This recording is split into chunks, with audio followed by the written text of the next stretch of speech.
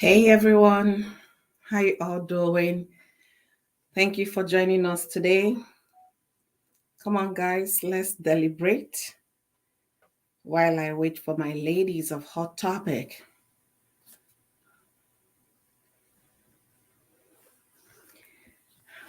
Hi, hey everyone, welcome back to Hot Topics Thursday at this time every day. Hi, cool gamer. Thank you for coming in. Thank you. I appreciate you. Thank you. Thank you so much. So let me share the stream so that others can join.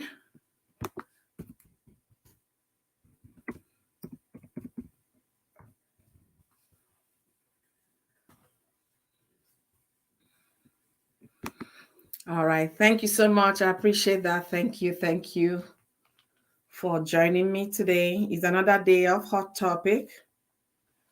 We are happy. First of all, I need to get my phone ready. Okay. Um,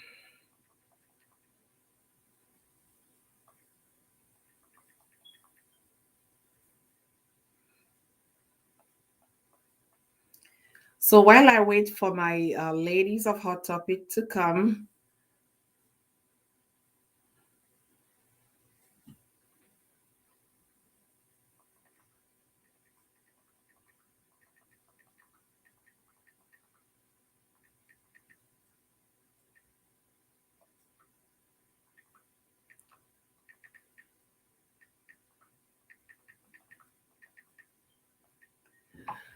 all right, I have one of my ladies of Hot Topic in the house, Ochitonia.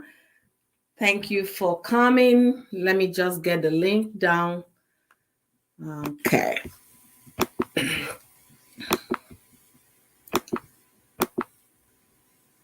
Okay.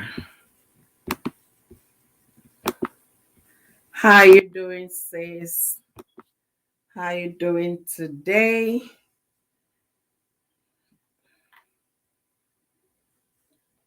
Okay.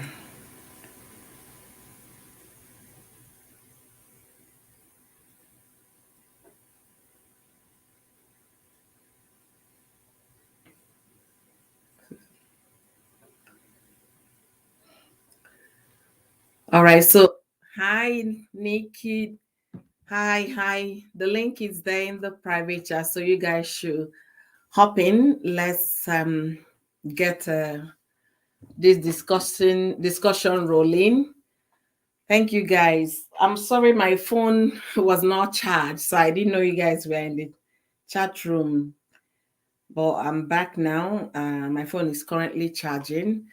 You guys are most welcome and thank you for joining us today. As you come in, please share the link as well so that others can come in, and also give the stream a like. Okay, I'm sharing this the second time in the private. So, guys, welcome to another day, another Thursday with the ladies of Hot Topic. And today we'll be dishing it out our truth and, living overseas. Likewise, we'll be sharing some of the things that are trending right now. There is a hot trending gist. We are going to be diving into it about body enhancement and why people go the extra mile that could, lead to their demise just to be beautiful. So, come in, guys, let's talk about it. And thank you for joining us today. Don't forget to like the stream and share with your community so we can have more people in the house. The link is in the private. Okay. I guess you guys are not seeing it. Sorry about that, ladies. My mistake. Okay. So it's here now. All right.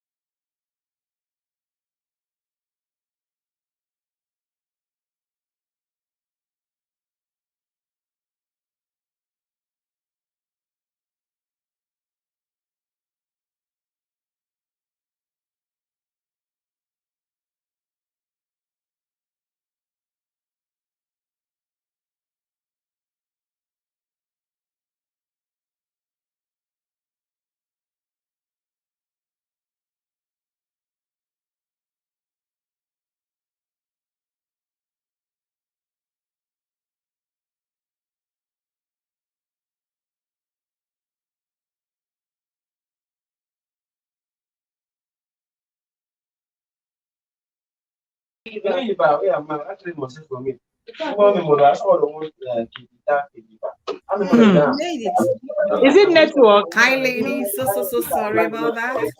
I You was made trying it. to see if I could connect with Facebook. I Is didn't it want to network? try the stream because I wasn't for their $20. You made it. Tonya, how you doing? Tonya, how you doing? You're looking good, though. You don't look like person. We just come up for hospital. God is able. God is great. Good. I can't even hear. Is it for me? No, my volume God is. is always faithful. Yeah. You look amazing. Hi, Yes, Nick. God is faithful. Hi. Yes, so yes. Mel, please hop in. Let's get this started. Thank you guys. So you don't tell me. Where are the fans? Don't tell me. Sonia, can you mute? Okay. Okay. All right. I'll be eating now. So guys, thank you for joining me, and anybody watching me from Facebook. Hi. This is Soyoyo's World. You guys know me as Soyoyo Ndoke. Are you able to connect to Facebook? Yeah.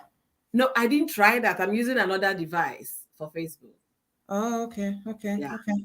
So I have Ladies of Hot Topic. This is program we've been doing for over 2 months now, and it's been amazing. So if you're watching me from Facebook, please give this stream, share the stream so that other people can come as well. And if you're watching on YouTube, guys, share the stream. We have our truth to bear today on the challenges of living overseas, and also a hot gist that just happened this morning about a beautiful lady from Nigeria that that passed due to body enhancement. We are going to talk all about that today on today's hot topic. We are 5 of us, and we are waiting for the other 2 to come. Mel Fitness, if you can jump in, so we start off immediately while Constance joins us later. So, ladies, how are you guys doing? Cool. I'm okay. Great. I'm trying to know if I can actually do same, like log into Facebook.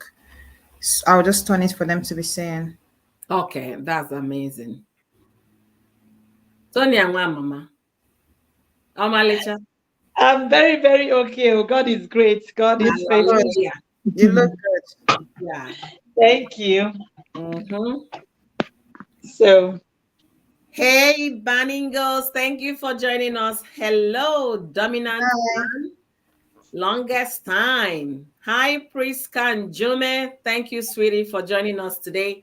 We are live both on Facebook and YouTube.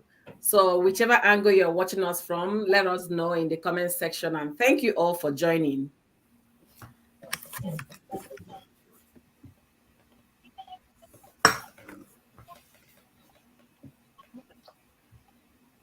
Mel Fitness, hello, sister. Where are ya? Thank you, Banigo. She says she's going to be at the background. Thank you. Hi, Banigos. I'm trying to... How I won't take hold this my phone safe. hi, Banigos. Hello, Banigos. Oh, thank you, Dominant Man. Thank you for sharing. We've really missed you. Longest time. Hi, guys. It's of this.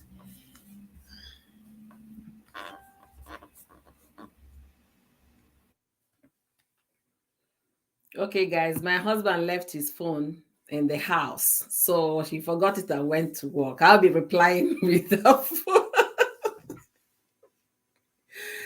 All right, hi, Sam. Nwanne Madu, how are you? Thank you for joining Inspire with Ella. Ella, I said if you lucky say I no get your phone number. This kind spoiled that you're spoiling not on internet. Hey, if you guys checked Ella, Inspire with Ella, she has 2 accounts. Inspire with Ella and Ella Suitable. She bears it all out. She doesn't pretend. It's just spoil yourself in the bedroom. She's the master of bedroom talk. You are such a funny woman. Honestly, if you see waiting this my sister the yarn, you're gonna do like this. But she says it the way it is, no pretense. I say, Chai, this woman no go kill me. Oh. Hey? Anyway, she's good at it, and she got followers that are enjoying that content, because a lot of women and men, they need to learn that the bedroom should as well be enjoyable. Oh, you repeat that thing again. I not hear you well. I said Ella Suitable. In fact, you need to go check her out. This one not be say me go talk am. Check. I think that video is either on this her channel, Inspire with Ella, or Ella Suitable. That lady, she will tell you the things, how you go do them, how you take come. Spoil, be spoiled. I love you, talk am. Please, I'm still a virgin. I beg. I tell you, I will learn it later. I am still on. In fact, I've not been touched. I've not been touched. She was laughing at me. How are you? Where is Constance and Mel now? I don't know. Somebody called me. I think somebody called me, so that's why. Okay, I don't know. Mel was here before. Maybe we can just start now because we already passed 16 minutes. See, creative, light creative. Sister, God bless you for what you're doing. You don't even know the blessing you brought to Hi, sorry, how are you? Please, if you have a little girl or girls that are about 8 to 10 or 11, go to Creative, a light creative. She's doing handiwork that will keep your child busy during these holidays. You know, just buy those beads. They are going to learn. At least they will leave you alone for 30 minutes or 45. They are going to be busy. Thank you for joining us today. I really appreciate you, and I really, really love your channel. Dominant Man said, yes, I was very busy and also was upgrade to a new rule list. Okay, let me tell you guys a little about Dominant Man. Dominant Man, thank you. We met Dominant Man during our early days of YouTube, and he will come there to tell you, to give us his rules for his wife or woman or whatever, and all the rules. So wherever he goes, people know him as the rule man. So he said he has updated his rules, and I don't know if it's working for him. I really wish him well. Thank you, M&Z Fitness. Sorry, guys.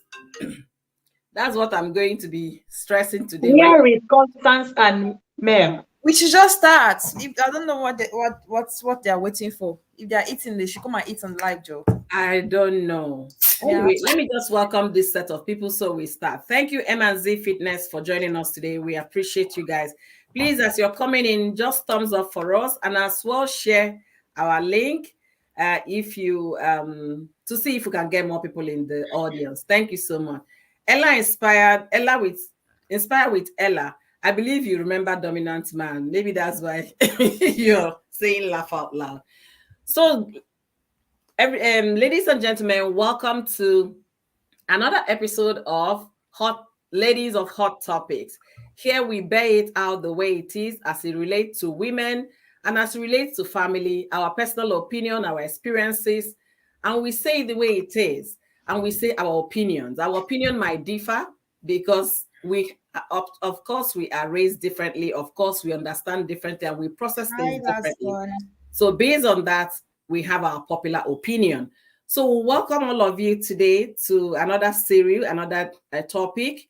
And I have with me beautiful ladies scattered all over the world, since we are talking about living abroad. Oh my goodness. And this was so suitable because the ladies we have here, all of us live overseas. So I'll be starting with Nick D Global. If you don't know Nick D Global, she's very popular on Facebook. Check her out. And she is here on YouTube as well. I'm very popular on Instagram. So check her out, friends. And also we have Ochitonia. Oh, sorry, I forgot. Nick D Global lives in UK. Ochitonia is our beautiful sister, she lives in UAE. Some people just know UAE as Dubai, but it's not just Dubai. So she lives in United Emirates. She's also a beautiful lady on YouTube, and we don't know how serious she is about her Facebook. So she's gonna tell us all of that.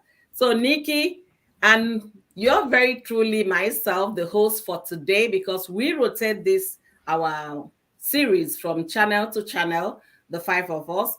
And for me, my name is Ifi Oyoyondoki, and I live in the US with my family. So thank you all for joining us today. I'm going to leave the floor open for Nikki to introduce herself. Hello, guys. Welcome to our hot topic today. Ladies of Hot Topic with the hot topic today. So it's all the same. So I am Nikki Deep Global of Nikki Deep Global. My Facebook is Nikki Deep Global. My YouTube is Nikki Deep Global. My Instagram is Nikki Deep Global, but it has 3 at the end because the main one was hacked. So I have to open a new one. And also my TikTok account is also Nikki Deep Global. So if you don't mind, you can always follow me in all those handles where I always keep you entertained. And thank you so much for joining us today. We do this every Thursday, and we are invited today in our host house. So we are in a house today. Believe me, next week somebody else is gonna invite us again. So I hope you enjoyed today's topic, and don't worry, we're not gonna bore you. We are here for you. Thank you for joining. You all are welcome. All right, so we have our sister Ochitonia. Nikki forgot to tell us where she stays anyway. Oh, sorry, guys. I stay in the United Kingdom. No. That's not how they speak it. Wait. I stay in United Kingdom. Yeah. And congratulations to the Queen just celebrated 75 or 70. Yeah, we're on holiday now. We're on back holiday, so celebrating the jubilee of the Queen of England. Wow, you all are invited as well. All right, so Tonya, you take it over, okay? All right. Hello, ladies. I'm one of the ladies of Hot Topic, and UD. If you watch my channel, it's Australia's family. Okay, UD. we normally talk about story of the heart. Anything about heart, we are there. Okay, something that melts you down. So that's what my channel is all about. Love is an incredible thing. What about those people that don't have love? I'm not gonna play your channel again. Which kind of please do we come? We have a question here. We have a question in the chat, Madam Love. Lim is saying, host, married or single? So Sam, can you expatiate your question so that we can answer? Are you asking if we are married or we are single? So Sweetie, jump in. Okay. I'm a married woman. I'm based in United Arab Emirates. I'm a sweet wife of Och. That is the combination of the name you saw there, Tonia.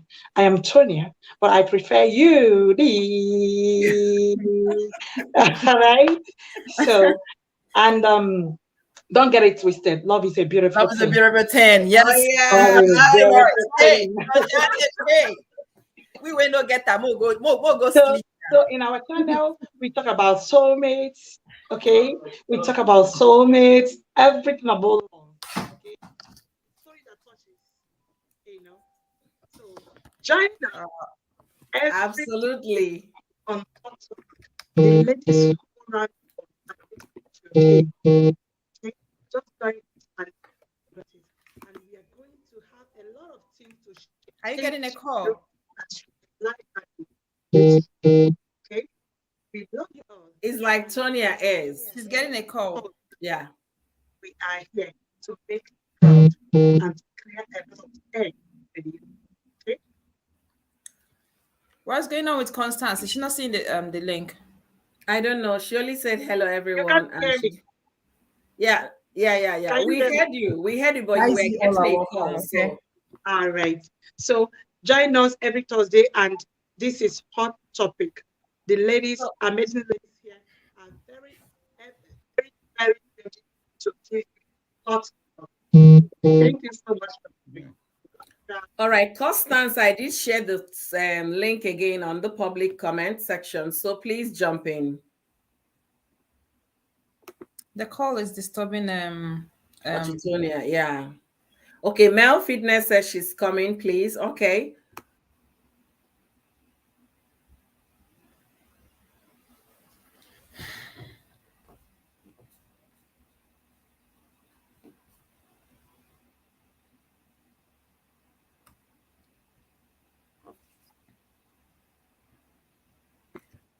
All right, Constance is here. Hi, lady. Hello. All these Black American women here. Oh. After all, we are discussing living overseas. What do you expect? Huh?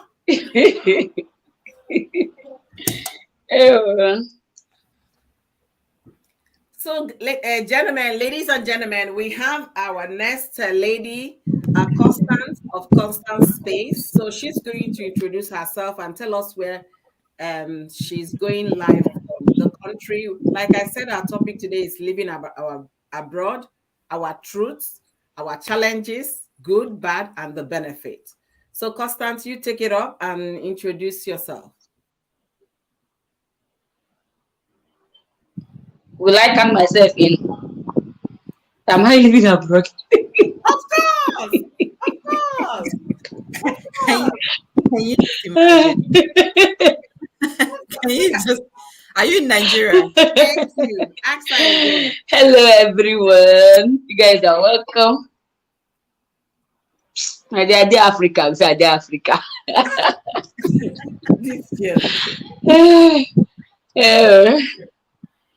Hello, everyone. My name is Constance Chineyema Dusim, and my channel name is Constance Space. And I am currently staying in Dakar, Senegal.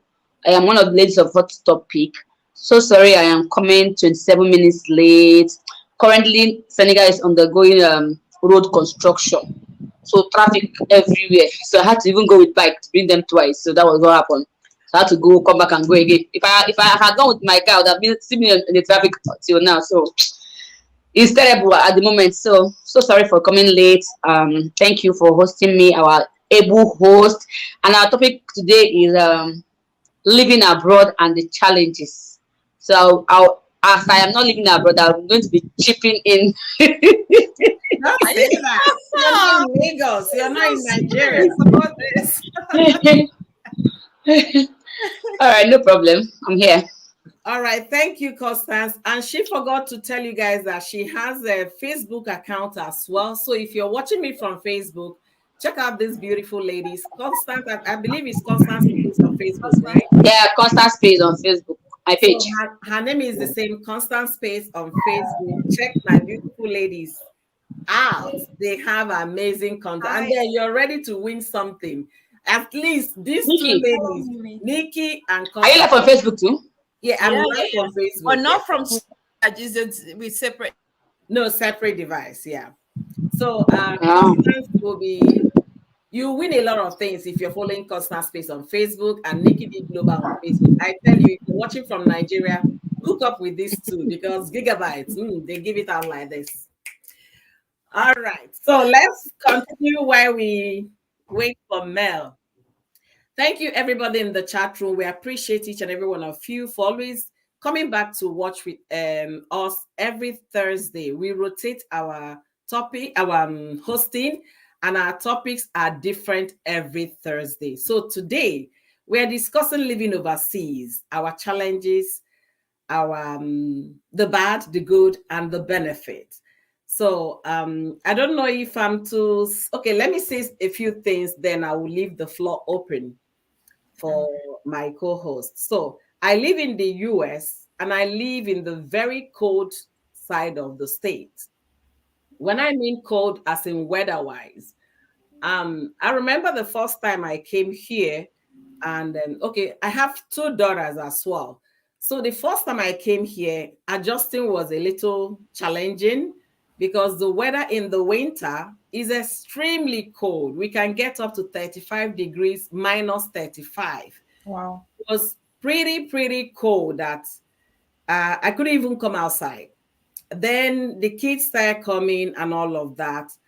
And when it was time for my kids to start school, they had to come outside and wait at the, for the bus. Whether the weather is minus 35, whether it's -1, whether it's 70, the kids must go to school.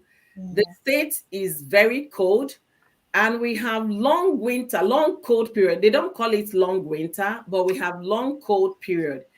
Our cold season will start by October, at least from Halloween is cold, which is usually the last October 31st or 30th, usually cold. So from October all the way to May, we have serious cold. Okay, Mel is here. Okay, let me get her in. So I'm going to stop to introduce our last guest for today. Not guest, our host. Mel and Constance have the same style of hair. I don't get this. What's going on? Yeah. Hi, Constance. Hello, Constance. They came ready. So Mel, the floor is really open. I'm a local. Nikki. Mel. Yeah, introduce yourself, Constance. Mel, please. Yeah, really looking cool, Mel. I don't want to miss this topic. I don't want to miss this topic. I don't want to miss this topic for anything, but I'm gonna background though. Hi, Christiana. Oh, all right. Let me start by apologizing. I was all ready, but the scream that was going on with Madame, I could not come in because I wouldn't be able to. I would just ask, let me try to do everything. So I'm so sorry. That's why I came in. I was like, hello, for people to know that I'm here. I could hear, but I couldn't. I didn't want to jump in because it was loud until she could come a bit. So yeah. So I'm so sorry. All right. So I'm Mel of the Mel Fios Fitness here in YouTube, and also Trending Gist with Octavia Cora. If you're wondering what I'm seeing something else on the screen, what are you saying? Okay, so I own 5 channels, and we're kind of putting feet on social media. We have the Facebook thing going on now. So yeah, you gotta buy the money on Instagram. Yes, it's all about the cash. We have to cash out, okay? It's about 100 billion that they set out for Facebook alone. So yes, it's time to cash out. 100 that be $1 billion, $1 billion. All right, so yes, I'm one of the ladies of Hot Topics, and okay, sorry, my little one is here. She started a little. I'm one of the ladies of Hot Topic, and we always meet every Thursday, so find time to join us. Topic always interesting. Okay, that will be it. All right, thank you so much, Mel, for hopping in. She just introduced herself. Like we are talking about challenges, she said because of her little one, she couldn't come up. Is the challenge we face living overseas. We are going to be talking about that today. And also for the Facebook fans and people watching me from Facebook, please check out Mel Fitness and check out Trending Gist with Octavia on Facebook. Follow the page. You're definitely going to catch up with all the news and entertainment gossip. I know you all love gossip, so follow her on Facebook. So let's continue. Thank you for joining us, Tech Co-Creation. Thank you, Blessing Aja. I really appreciate you guys. Sam, my brother, thank you so much for being here. So I was talking about living overseas, our challenges. I started by talking about the weather in my state. It's not every state in the US that is like Houston. I think Houston is hotter than Lagos. And California is warm all through the year, except very few counties in California that really get winter. Then my state, like I said in the intro, is very, very cold. We can have up to 6, 7 months of cold weather, mostly starting from the end of October. So you can imagine the length of time we experience cold. So I started talking about when my kids started going to school. Every day, no matter how you wear polyester or wear cotton, even if you double it up, you still feel the cold. So the greatest challenge I had, I started asking myself, I said, I know about this country. It's a country whereby everything is almost made easy, if I'll put it that way. there is no way these children will be allowed to stand at the bus stop without anything warm. And there was nobody for me to ask. I didn't know who to even ask, whether they wear a snow pants and snow whatever to go to school. What I do is to dress them up and then put on a winter jacket. But from bottom to down is on a cotton or maybe padded, maybe winter Tama London kind of thing. So one day I asked my daughter, she was 4. I asked her, Mama, come. Please, I need you to come, because my sister-in-law brought a winter pants for me. But I thought you can only use it to Please, I'll be leaving you people behind tomorrow, please. Okay. Okay, Tonya. So she brought that for me. I thought it was only used when you want to go and play on the snow. Yeah. I didn't know you could wear that to go to school. So I just hung the thing in the closet. When she wants to go play in the snow, I will dress her up and kit her up. So one day I called her. Remember, she was 4. I said, Mama, tell me, do people wear this kind of pants to school? Say, yes, Mama. I started crying. I was like, you mean I've been sending my child code, you know? Oh, yeah. Cool. That was one of the greatest challenge I had. So from that day onwards, she must wear the snow pants and then wear a snow jacket. So it was a big lesson learned, and I really felt so bad because in fact, it was so bad that I had to drive to the bus stop. The bus stop is in front of my house, but I had to warm my car, put her in the car, drive to that place, which is in front of my place, and wait for the bus because I couldn't understand how the process worked. But the moment she answered me that they wear that, so we can now walk to the bus stop and then she will enter the car. So it made it a lot easier. That was one of my greatest challenge. And I thank God my 4-year-old was able to teach me that. So I'm going to let the floor open for my co-hosts. They're going to be sharing their opinions as well. And today, remember, if you're watching from Facebook, if you're watching from YouTube, here we are bearing our truths, living overseas, the good, the bad, and the benefit. So let me leave the floor open for the lady. Okay. Let me see. I'll start then because others are not here yet. And to be fair, what we face over here, not just here, all abroad as a whole, and that you don't have your relations around you, your mom, your sisters, cousins, and all that, you don't have them around you. Everything you have to do it on your own. In fact, as a matter of fact, living abroad is just like you're on your own. So you have to do everything. And this is a country whereby kids, you see a child of 10 years, you can't even leave the child alone to go out. You know, you always have to be with them wherever you're going to. You have to be with them. Anything you're doing, you have to do it with them. So it's kind of it's not easy. It's not easy for people living abroad. You want to work, you are not able to do the kind of job you want to do just because you have a child to look after or children to take care of. So you have to do anything you want to do, put them first. Anything you want to do, you must put them first. So you have to deny yourself of a whole lot just to make sure that they are okay. So those are the kind of challenges we face. And if it's a place whereby you have people that can help you to take care of those kids, then it's very easy. You can always say, okay, I'm working, I need to work morning, I need to work night. They will go to my mother's place to stay, or they will go to my sister's place to stay, or they go to or you call one of your nephew or your nieces to just come and stay around. But this one is that nobody, if you even want to get somebody to come and stay over with them, be ready to pay huge. So just be very, very ready to pay huge, because you know the kind of you know what you're earning now for you to start paying a nanny to come and take care of the kids because you want to go to work. So it's not easy at all. So living abroad, the challenges is too much. You know, in as much as a lot of people down there in Nigeria will always tell you, oh, I envy you, I do this one, wow, I wish I was there, I wish I was, but they will never. You're just seeing the blink. We come out with our skin so fresh. You think that is what you think that's how it is. That's not how it is. The stress is too much. If you see our bone, in fact, our skin, it's not even skin. Our throats now is like this. If you look, see, there was a time a lady said, okay, that was when I was in Germany. She said, if you see her picture when she came from Nigeria newly, and her picture now that she's in abroad for like many years. The difference is clear. Let's forget about the skin. Let's forget about the skin tone.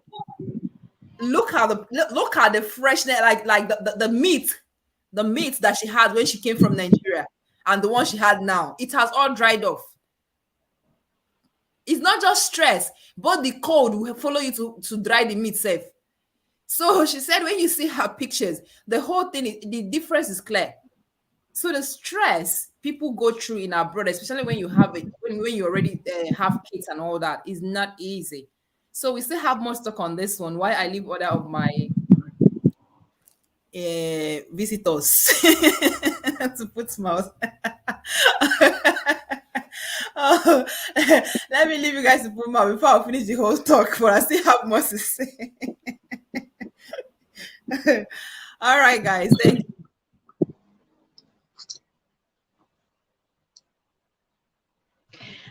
Am I the one to speak next? Constance? Yes. Yes. See you. Yes, yes. Oh, okay. All right, living abroad. It sounds good, but the challenge is it's something that you don't see before you venture on that journey. Or even if you're thinking about it, you're not going to be fully prepared until you're there. Just as they say, the person wearing a shoe is the only one that can tell you where it hurts. It feels good. Let's say the light, you have constant light and everything else, which works in your own favor. So everyone listening to us, you can see Mel was just trying to tell us something, but because she has a baby, she has to do the same thing at the same time. Okay, she has to babysit, she has to do her work, she has to do all of that. Somebody said something on the comment section, or you? Yeah, that's why I'm highlighting it. Don't make it quick. Comes to that. Who comes to that? Don't worry. Don't make us Come and join us now so you will see it. Come and join us so you see it. There's an answer. There is an answer for that, so we'll come to that. Okay. Yeah, so like I was saying, you're just go ahead, ladies. I can have you. Keep talking. All right. Okay. So, as Mel was saying, that's a practical example of living abroad. Abby. No, the thing is there, like us in Africa. When I left Africa, I came to another African country. This is how you keep me laugh there. This girl. Now we standing. I'm not the fact that I'm not in Nigeria. I'm in Nigeria. You understand? So growing up in Nigeria, education, everything, family. Before I got married. So after I got married, I came to Senegal. My first challenge was the language. Living in an English-speaking country to a French-speaking country with their local language. Again, that one was just as in, at first when I came, I was like, what is that? This is far north, as in Ugo outside Obudo. You were like, they are blacks, and you understand, no white people around, and the language too was very difficult for me to understand. So I was like, I cannot stay here. But after staying 1 month, 2 months, 3 months, I now traveled out to Nigeria for my NYSC. Like, I couldn't wait to come back to Senegal. Why? Because when I came here, they had steady light 247 security. You can go anywhere. Their system is working. You understand? So the challenge I faced was just language. And without you speaking the language, getting a job was difficult for me after all the 4 years I spent in university. But if it was an English-speaking country, it would have been very easy for me. So my challenges was the language and getting a job. Now, somebody made a comment and said, if... Do you want me to highlight the comment? Sorry, excuse me. Okay, you can see this is part of it. Let me highlight. So, she now said, if the place was so bad, why are you still abroad? Me, for example, let me take myself for an example now. You know, I came here to stay with my husband, and unfortunately, he died. You understand? And while I was in Nigeria, I was telling some people that the money I pay for, because you know, when they have a working system, you understand, everything has to involve money, including tax and all those things, insurance. We pay everything here in Senegal, regardless it's an African country, but their system is working. So I was telling someone that the money you guys, some of the houses in Nigeria, the money you pay for 1 year might be what I pay for just 3 months here in Senegal.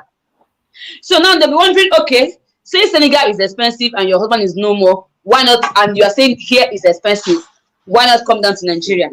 I am trying to answer her question. I am here because the system is working. When I traveled now for my husband's burial, I know how much I traveled with. Just for 4 months, like it was almost as if the money wasn't enough. Why? Because every day I was cooking. Every day I was cooking. Because you cannot cook and store in the fridge. No light to store it in the freezer. You understand? There was no light. The mosquito, everything, as in the children were just uncomfortable for that 4 months. So it was as in that I didn't get back to them there. So they were not even used to that Nigerian system of no light, no security, no food. Because at the end of the day, I go to market every day. I spend a lot of money trying to buy food, trying to make sure they eat every day. But here in Senegal, Senegal is expensive, but I'm able to store food for a month, like different kind of meals. So, you know, people will be like, okay, if abroad, I mean, Senegal is expensive, why are you still there? Why not come down to Nigeria? Here, I find that I'm able to manage myself here in this country more than I can do in Nigeria, because I am already used to the system. Regardless, it's expensive. You understand? So, she said, if there's, the thing is, aside Africa, Western world, it's beautiful. The stress is there and every other thing. But when you have a working system and when you have a government that is working, there are some things that will be easy for you. You know, here, like I said, I told you guys that I'm not in abroad. This is Africa. When you wake up in the morning, everywhere is dusty. As in the dust in Africa, I don't know. Please, is there no dust in that you have brought there? Like your house is, as in the way, even if you are cleaning, it's always very neat. Like I'm saying this thing from my friend in UK. She's in York. Yeah, it does, but you can't compare it to the one in Africa. I will tell you, it's just because of the tide roads, you know. It just the exactly the point. That's the problem. That's the point. Now I would say no dust in the sense that the tide road and the lawns are all covered with grasses. Yeah, exactly. You barely see dust around. You don't even see. So I'm just trying to answer her question. You know, some people in Nigeria, they don't believe that people abroad go through stress. You understand? I was with my friend the last time I traveled. The mom was talking to the son in Canada. So after the call now, she was like, when she went for Omugwo, that she was like, what you guys are doing here, is this life? Like, they actually have some minutes, as in some hours, they have to sleep. And if they miss that sleep, that is it. You have to wait for the next turn, as in for the next day, for you to sleep. So she was not complaining of how stressful the Canada stuff is. Stressful for the son and the wife, and they just moved into Canada. So she's saying that she knows that abroad is not good though, but these people that they are undergoing serious stress, like they hardly have time for themselves. But in Nigeria, we have time to go for Owambe, like party, clubbing, that they hardly squeeze out such time in abroad. You understand? So I'm just trying to answer her question. Abroad is good, but at the end of the day, make sure you are prepared for it and you are able to undergo the stress. It's stressful, I know. She said something about babysitting in abroad is the same thing as Nigeria. I will say that no, it's not true. It's a pure false. I don't know. I don't want to say it's a lie. It's a false alarm. Okay. Yeah. Because number one is that there is a lady I know. She lives in. I think she lives in Abuja or Port Harcourt. So, you know, when I was talking with this lady, I told her, she was like, how do you manage 2 kids, 3 kids alone and all that? I was like, well, I do everything because I take my kids to school. I bring them back from school.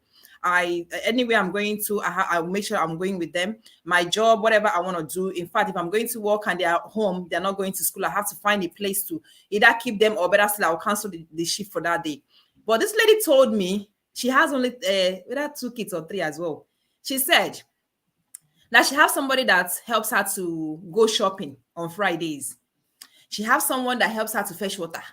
She has someone that helps her to take care of the kids. As a matter of fact, she's just doing her own thing. Like, Like she's just living her life. You understand? So tell me, and all those people now, she was like, she can just pay one person 10,000, pay the other one 5,000. You know, that kind of thing. Now you can always is very, very affordable. So imagine somebody living abroad.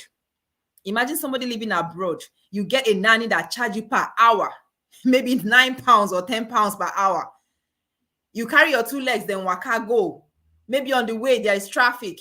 The hour is going. They don't send you whether traffic there or not traffic. No, there's not their business. Their own is that their hour is going. As long as that hour is there, that is it. You must pay the money.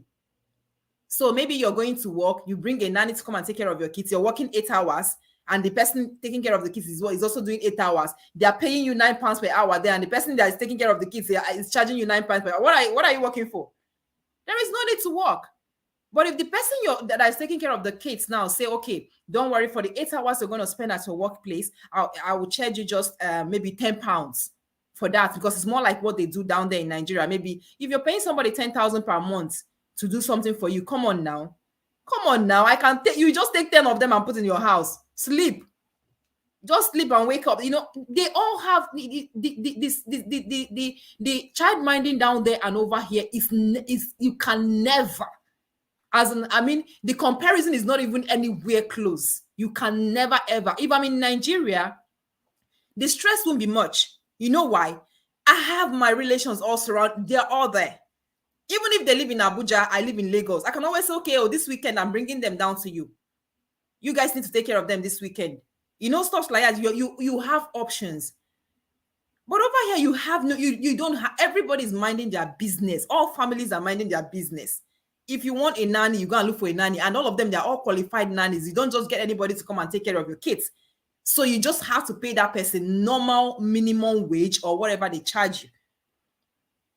So saying that those things, they are all the same, they also is you can never compare it. It's not anywhere close at all.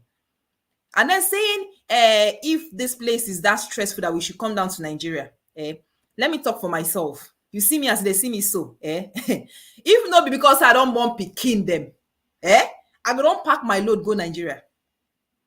Nigeria is a country, that you can enjoy yourself, but just have the dough. Have the money. You will have your phone in Nigeria. Make we know they talk this thing. Have the money. I know the only issue we have in Nigeria is security. Security there is very, as a matter of fact, is disappointing. So that is the only issue we have there. But you're very correct, Nikki. Very correct. At the end of the day, security. But security. I beg to differ. Even if whatever, I will not go back. I can only go and visit. And I want to retire. If I want to retire, I can retire to my village, not in any of the cities. But going back, I will not go back because, like you said, no security, no infrastructure. Even if I'm to go to hospital, I'll start thinking whether the doctor is going to butcher me like they did the girl in Lekki. No. Don't even. But all those things now is your money is talking, because those people living in those the money talking. Okay, let's just say you're living in Abuja. They have expensive areas in Abuja that people there. As a matter of this girl that, okay, let's talk about this. We talk about this girl that took her life now because of surgery. Which kind of hospital she go? Maybe we ask ourselves that question. Which kind of hospital? She went for the one that she can afford, because there are also other hospitals that are very much okay there, but probably she can't afford it. The money might be too much. I want to clear your Vicky, on that part, if you cannot afford a good hospital, you will rest now. And she don't want rest now. What are you talking about? That's not where I'm going to. Let me take you guys back to Stella Obasanjo. Stella Obasanjo did the same procedure kind of thing, and she did not survive it. Okay, it's not about hospital and about money. The thing is that the risk back home is huge. And when you talk about big hospital and hospital, this guy that died, the Hollywood person that passed few months, last 3 weeks, died in the best kidney hospital in Abuja, Kidney Center. When you talk about St. Nicholas used to be the best hospital. I've seen my own relative was at St. Nicholas.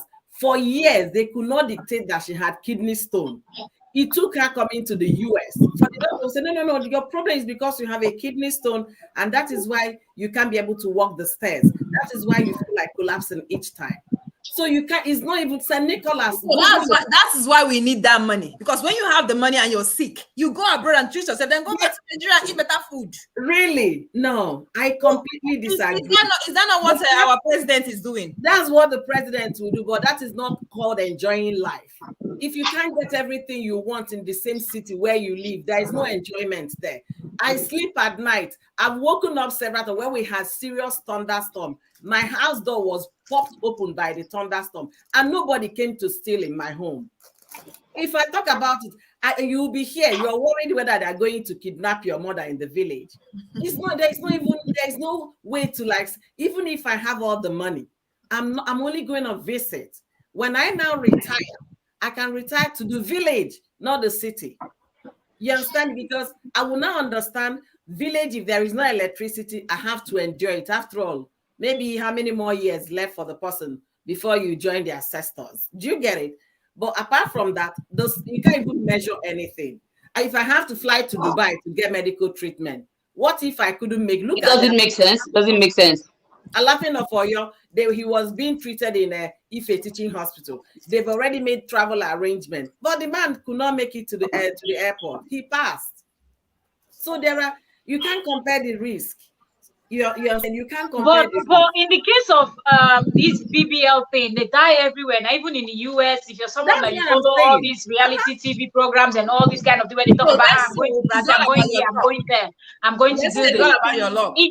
It's always very risky when you have to do stuff like that. If you know the procedure, if you know the steps that they need to go through, you know that these things are risky stuff. That most of them, there are some that are not that risky. You know, like when they put their butt lift and all of that for the face.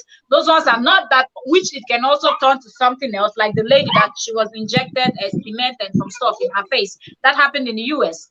So when you go for cosmetic surgery, you have to just weigh in, like, okay, if I'm lucky, I will get the best. If I'm not, I might have complications. And it happens even when you're ill, like when they have to do maybe kidney transplant or any other surgery, even giving birth as women, you know, it is risky. From when you're pregnant, you could lose the pregnancy, it could lead to some other complication, baby dying in womb. So anything concerning health, I think, is very risky. So you have to weigh in. And I think it's even more stupid when it's not as if you're suffering from something. You just wake up one day and you say you want to pick ass. I can really understand, as a skinny person, I know all the names and all of that are being called and all of that. I feel like at the end of the day, do what makes you happy, but don't do it because of names or pressure, because what you see other people doing, peer pressure and all of that. Do it because you want to. So whatever comes out, like in the case of this girl, she didn't make it. I hope she can actually rest in peace and have the peace knowing that I wanted this, and even if I payment in the process, it will be fine for me. Do you get? Some people will tell you that I rather payment than not have this thing. So if that's her own case, good. But at the same time, yeah, people should not be fighting. I see the war going on Nollywood. You see the actresses on Instagram. You know, I was like, this is not even necessary. That's not what we should be talking about. We should be addressing the fact that people are not, the pressure back home is even too much. Skinny people are being shamed every time. You're this, you're that, you're like sick, you're like like that, like it's just it's just the men that are always looking for big things now. Exactly. I remember the last one that happened that I was even laughing was I had to go somewhere with a friend. I think I mentioned this before. And she said, oh, please meet me up. I'm talking to someone that, you know, like I cannot leave, you know, very responsible. I said, no problem. I will meet you up there, but I will just wait for you to finish your meeting and then we proceed. Reaching there, I got there, I greeted the person because it was an elderly man which has respect in the society, respected someone in the society. I don't want to give too much detail. So I sat somewhere waiting for them. And when they rounded up what they were doing, as we were about to leave, the man I told her, I said, I'll call your friend. I was like, okay, which school? And they were asking all this question, what university are you in and what and all of that. You people are into the entertainment. Just tell me a little bit about it. We're just talking. And then he was like, I want to advise you something. You know, I know that you're a model, but after you finish modeling, I know that someday you want to get married in life. You're too skinny Okay. women. This is his word. So he has never seen me before. I don't know him from Jack, and I just went there to catch up with him so we can go for our meeting. And he was saying he was apologizing, and my friend was standing behind him and giving me the eye signal, like please enhance, like please don't be angry, because she knows I can go from 0 to 100. Mostly when you're elderly person and you don't respect yourself, I can insult you, I won't feel bad. So I was just smiling. It was like, we men, we love flesh. If you lie down in the bed, a man's going to hold the grabbing bones. You don't have butt. You don't. I think the only thing is like you have a little bit of. This man washed me there. I was like, it would be difficult for you to find a husband. The person that he was telling that it would be difficult to find a husband already found someone that was ready to fly all the way from Europe to Africa to come and look. So people do all this. I can understand the pressure that some women are going through. All right. Thank you, Mel, and thank you, amazing ladies. We've had some people join us in this chat. We have Nemozo, as usual. God bless you, real plenty, for always coming to spend the time with us here. We appreciate you from the bottom of our hearts. And we have Azizat Show. Thank you, Sis, for joining. We appreciate you. And Nemozo made quite some comments here. So she said the first one, not only security, greed has turned people wicked in Nigeria, and the justice system is messed up. So yeah, that is the obvious thing. Just because you're looking fresh and you come back, we've heard stories. Those that left US went back home and they got them, they deleted them back home because of what? Greed. They want to take from them. They want to. So the security is huge. And then the wickedness. Let's assume now, if I go home now, and then definitely you're not going to satisfy everybody. There are some people you can be able to like give some money to, buy gifts from. Then those that you did not give, you understand, they're going to hold it against you. So that greed is embedded. It's like, I don't know, it could take the grace of God for that to clear or even go away completely. And it's just because we don't have a working system and no security in Nigeria. When I traveled, I went to the east. But I didn't even sleep a night. I heard everywhere was not safe and other. I was like, if I'm kidnapped, who will bail me out? So I just had to run away. So immediately I came back. A week after I came back, my husband's brother was kidnapped. He was just released on Monday. You see? After staying with them for 9 days. You see? He was just released. And the most important thing is not even about the ransom that was given to them. The joyous thing there is that he came out with his life. Yes. Because some go and don't come back, you understand? So one thing about Nigeria, as in the problem we're having in our own country, and why they are saying, since you are there, why don't you come back if the place is stressful? It's because of what you are going to face back home. You understand? When your home is not safe, you start running away and looking for where there is safety. Correct. Here is like I said, although I call it an African country, but they have a working system. Every month we pay, everything is every month. House, shop, school fees, water, anything is every month. So at the end of the day, when you are kind of making money, saving money every month, at the end of the month, it disappears. But at the end of the day, I would say I'm not even complaining, because at the end of the day, I feel we are okay. We are living every day, we are alive, we are feeding, we are able to, because the problem there is being able to meet up with the bills. You understand? One thing they don't understand is that people that don't want to come back to Nigeria is just that security thing. Exactly. The health system. The health system. The health system and the security, nothing more. If it's about the money, the hustle and everything, come on now. We hustle for abroad now. You know, they wake up 6 o'clock to go work. Yeah. That's on the cold. Okay. On very cold season, you're going to work. It's us hustling. Absolutely. Let me read some comment. Pat said, the audacity of the man for me. Mel, hope you gave him small bass boost. And she went on saying, she said, that means me that is skinny, no flesh for my hobby to hold. I don't suffer. Oh. Okay, let me say something here to also continue to amuse you guys. While in the university, I was very skinny. When I mean skinny, I will wear a short before I wear a jeans. Mel, I guess you felt that. And then I had a college friend that time that loved the way I was. So when I wear that short, he gets upset. I say, it's none of your business. I can't be looking like a broomstick and they'll be looking at me, child, this girl, no nyash, no this. So I wore that, and then I came here. I started having kids, and I started adding weight due to COVID. My husband now started being on me. Hey, that's your leg is too big. Your arm is a Christian mother hand. I say, Oga, if only you understand. Say all my life I be groom. So make I enjoy this flesh, even if make I enjoy for 1 year. So you see, one man's meat is another man's poison. My husband is so unhappy with me that I've gained weight. Completely unhappy. He preferred it when I was size 4. So you can imagine from size 4, he will go straight to the store. Mannequin is where he buys the clothes. The one on the mannequin. You understand? Now he can't buy dresses for me anymore. I am size 8. So 4 sizes jump. He doesn't like it. But okay, if I look at myself, if I tie rapper, Igbo rapper, hey, you go sit well. So, you're like this now, you are fat.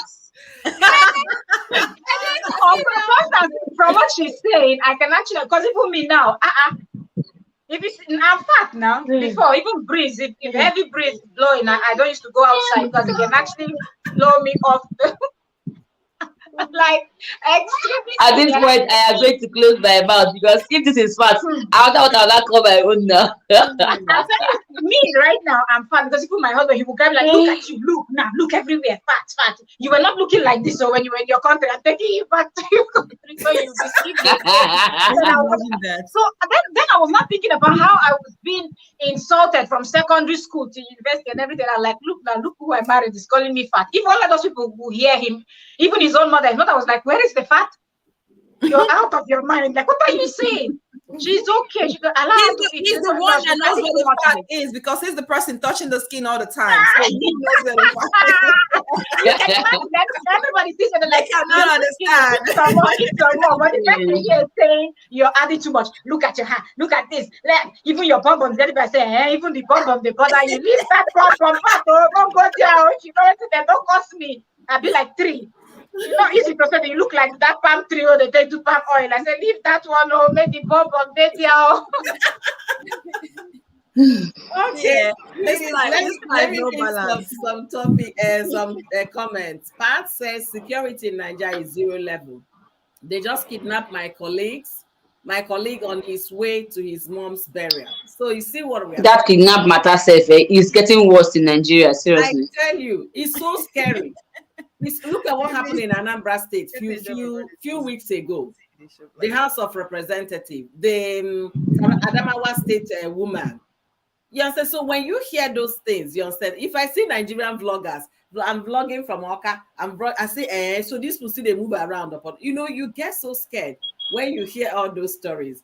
So I want to welcome Rosie Ketch. Thank you for joining us today. We really appreciate it.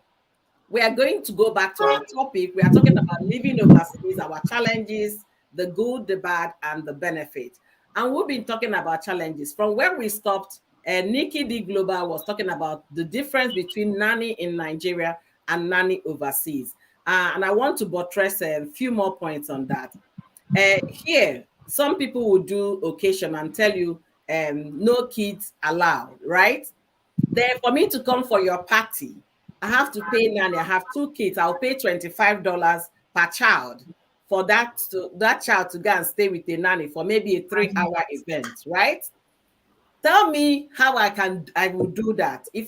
Summer is coming. So once it's June, from June 2nd, this first Saturday on June is going to be party until September. So answer me. If I start paying $50 because I want to go and dance, eat, and I don't drink, dance, and then eat small food, right? I know fit. You know what I told my husband? Any invitation that says kids only, count me out. Because I can't give my child to another person to take care of, and I will pay money on top to go and do what? Dance. And it's not that I know how to dance. So what we did at the time is either my husband will go, I will stay home with my children. Yeah, $5. When we are talking about nanny, if you want to get somebody to live in with you as a nanny, just make sure you're paying that person not less than $800 a month. It's not easy. So convert it to Naira. You now find out that it's not easy in any way you look at it. And you're not, you know the way our houses are built here. You understand? Everything, if you're discussing in another bedroom, somebody might be hearing you in another bedroom. It's not a cement. I'm serious. It's not a cement. It's sheetrock kind of thing. So imagine bringing a stranger to come and live with you because you want to have a nanny. Every conversation, the person has access to. Homes in most American homes do not have, each bedroom will not have a lock. So you just open the door, you enter. So imagine if you have to go and buy locks to put in so that you secure your private thing before you leave somebody in your home. So the risk there. So if you decide to now hire daily nanny that will come during the day, or you send your children to nanny's place, the prices are from $18 an hour. So calculate it. If you're spending 7 hours, like Nikki said before, is this something you're going to afford? Let's say that your job is not paying you that equivalent. So the comparison shouldn't even come at all. It's not something we have to discuss. Yeah. So we're going to go back to our discussion today. And before we do that, thank you, Zaram's family, for coming. Oh, thank you so much, Zaram family. That is where I am now, my home office. I did a marvelous job. I'm a painter in case you guys need somebody to hire. Holla me, I go come running. I will paint for you. All right, thank you for joining us. And then I'm going to talk about in terms of job. Nikki pointed out that before.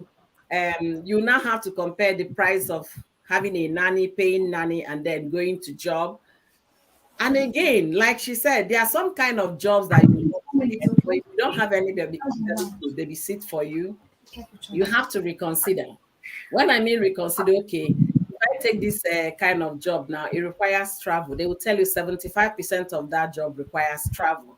So that means you might be sent to another county, that's like another local government, and they might be overnight. You might be sent to another state. You might go to different states, maybe 3 times in a week. You can't have that kind of balance when you have family. So it becomes a challenge. Instead of going for that very interesting job with high pay, you start looking for the one that will accommodate your children. There is something Michelle Obama said when she was the president's wife. She said, if she goes for interview those days before they became president, she will tell them, I have 2 kids and they come first. So if you're going to hire me, I need you to understand that I have 2 kids and they come first. So that job should be able to take that into consideration. But you know what? Let's not forget that she has more bargaining power than somebody like me. She's a Harvard graduate, so they will want to hire her and mend the rules to suit her. And she has gotten to a level in that profession that she can demand those changes. Somebody who is starting, you don't have that kind of privilege to start making choices. You don't have it. And also for us that are from Nigeria, we have our accent. Everybody can hear me all right. But tell Oyibo now to tune into what I'm saying. Say, huh? He's not hearing half of the things I'm saying. He will pick this one and pick those and then tell you, ha, ha, ha. Then you have to repeat yourself. And honestly, it's not funny. When people hear, I live overseas, ask somebody who is in Germany. They are learning how to speak German. Some of them can't get a job until you learn how to speak the language. Exactly. So the challenges are huge. Yes, I was telling somebody in Cost Reps live stream today that you guys, they try you. Me, when you get here for languages, that means I can't survive in those countries. Let it be there, it can go. So guys, I'm going to leave the floor open and then any one of you can come in. Mel, okay, Nikki is back. Constance and Nikki. Sorry guys, I was... You are taking care of some of the challenges, I guess.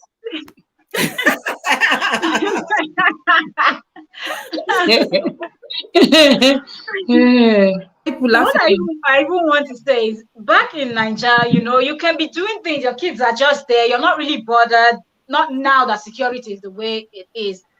When it was a bit better in those days, The kids, you just leave them to play in a neighbor's compound, and you have all your neighbor's children outside too. And maybe you have to cook, you have to do one, even go to the market. Kids play until 6 in the evening. So you're able to go to the market, come back. They are still all outside in front of your neighbor's house playing. You get. But over abroad, you're going to leave your child outside. Immediately, your neighbor just comes out to spread their towel. They just look. They carry their phone. 911. They won't even your house like the house is just few meters. They can actually scream or to call you, you know, or just walk across to ask you, what are you doing? Are you out of your mind? No, they're gonna call the police, and then before you know, they've arrested you.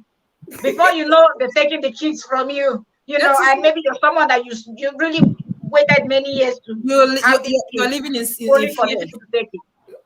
You can take your kids from you, and not as if they can love the kids more than you, the parents, but just because they saw the child outside, like one that happened just recently now over here. I think they live close to the beach. Same with me. I don't know, maybe the woman was busy or tired, and sometimes people get tired, you know, as a mom. If you're a mom, you know that it comes a time where you might just fall asleep and you're like, oh my goodness, where's my child or where are my kids? And the child left the house and was walking down the beach. He was close to entering the water. Someone found him. Yeah, or found the child, luckily, and brought that. That's how they arrested the woman. They didn't even bother to say, madam, were you tired or one thing? They just arrested her straight. So any small thing you do, somebody is calling the cops on you. Mostly when it has to do with kids. Like my little was like, she was busy screaming. She was saying, mommy, no. And I'm thinking, God save my soul. This mommy know that she's screaming now. People with the hotel now go to the beat her. I says, God, I beg, I'm not touch her more. She was screaming and said, mommy, no. I said, I'm not going to even dare to come in here. If they jump on, just say, oh, so you're with your tablet there. Let me tell you a true life story. You get.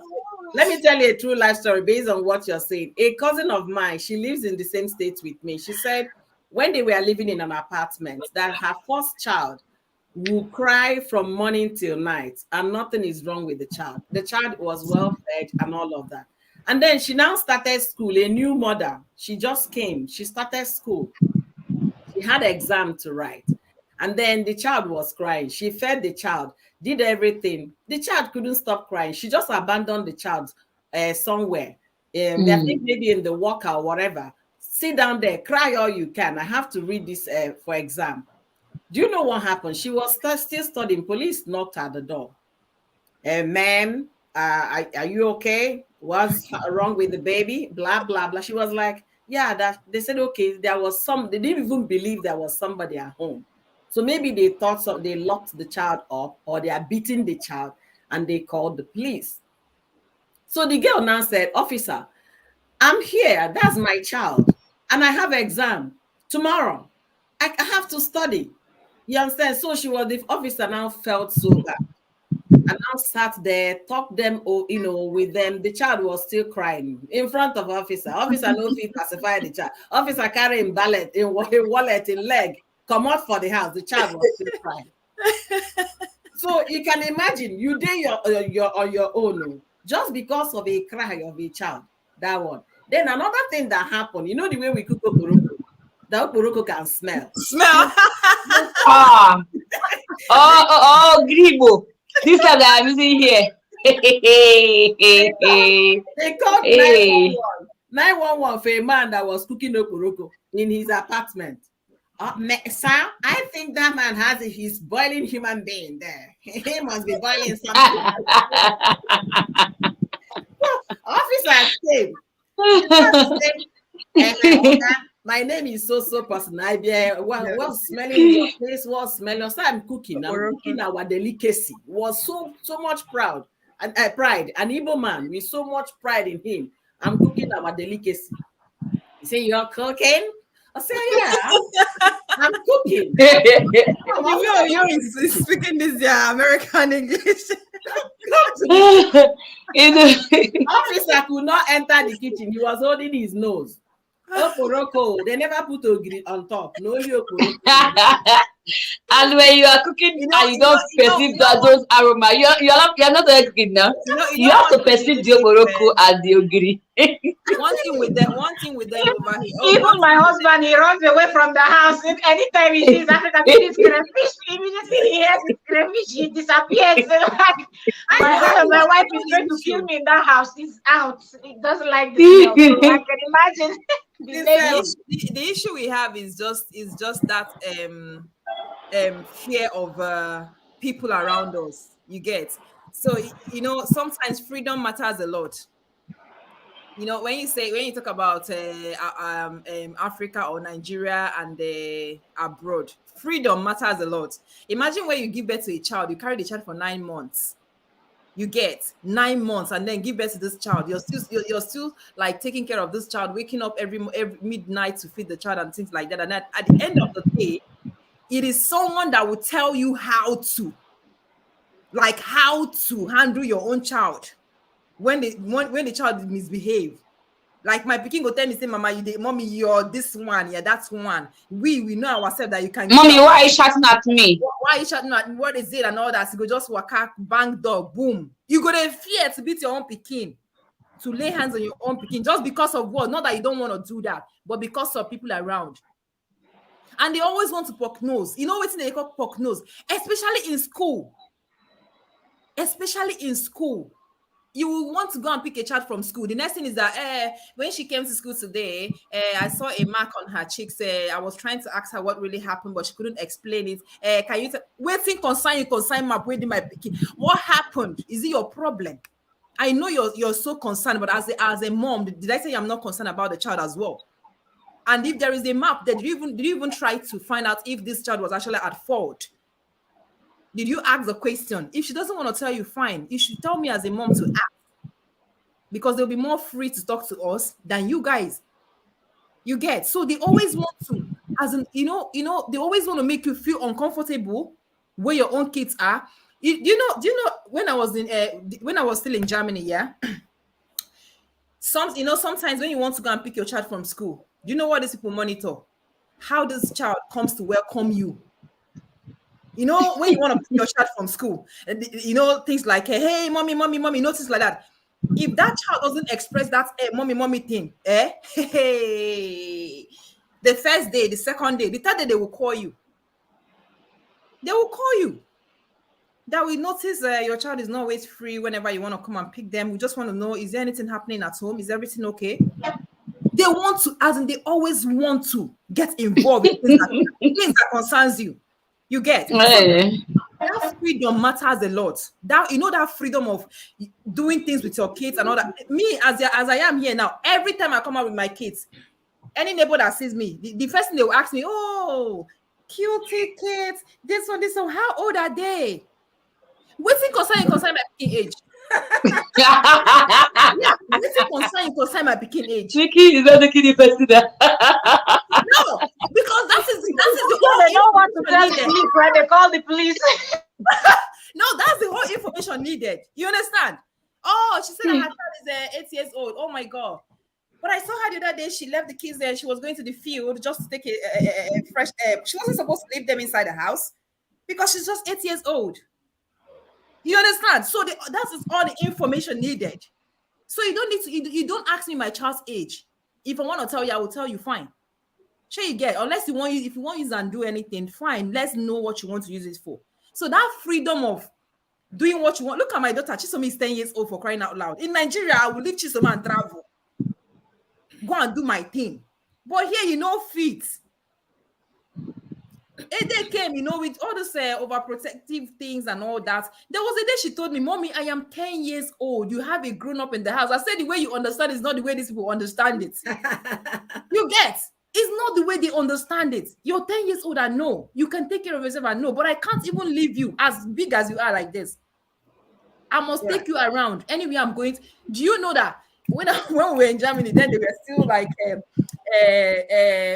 whether 4 years and things like that. There is a supermarket down the house, like this is the building, and then downstairs there is a supermarket. Even during cold season, you want to go and buy something, just go downstairs and buy that thing. You must dress the three of them up, take them to that supermarket to buy some. You must dress the cold season now, you know how we take package. You must package all of them just for going downstairs to buy something from the supermarket. That is how bad it is. You have neighbors, because once you step out of that house and they know this lady, she have 3 kids. She's going out of the house. We didn't see the child. We didn't see the kids going out with anybody. That means they're still inside the house. Boom! It all starts. That is it. So where is the freedom? The freedom is not there. The freedom is not there. You can't even. If you go outside, you talk to your child anyhow. Like if they do any score thing, now you know us. Now if we give them knock for like. See. Let me give you guys a spoke. My kids, they understand Igbo very, very I well. heard now. Yes, nah. So if they start misbehaving, there's language switch. Phew. Today on, it happened today. Let me tell you guys what like happened. this, express. Let me just see what happened today. That when we went to the supermarket, my daughter Treasure, that one is when you want to, if you want to do any child training or crying training for kids, Treasure can do it perfectly.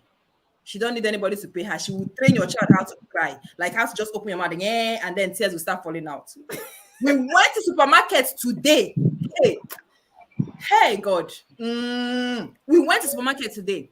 So you know all this checkout thing now, your self checkout here. We went there where we were checking out, and we bought a lot of things actually. So there was no much space on the other side. So when I was doing the checkout thing, then because there is no more space there, you know this thing, if you scan it and you don't allow it to touch the stuff there, they will still tell you that it's not scanned. So we're having that issue. So Treasure was like, okay, when the thing was still like telling us scan it and all that, I've already scanned it because I couldn't put it there. You know what Treasure told me? Mommy, you can just call the manager and tell the manager.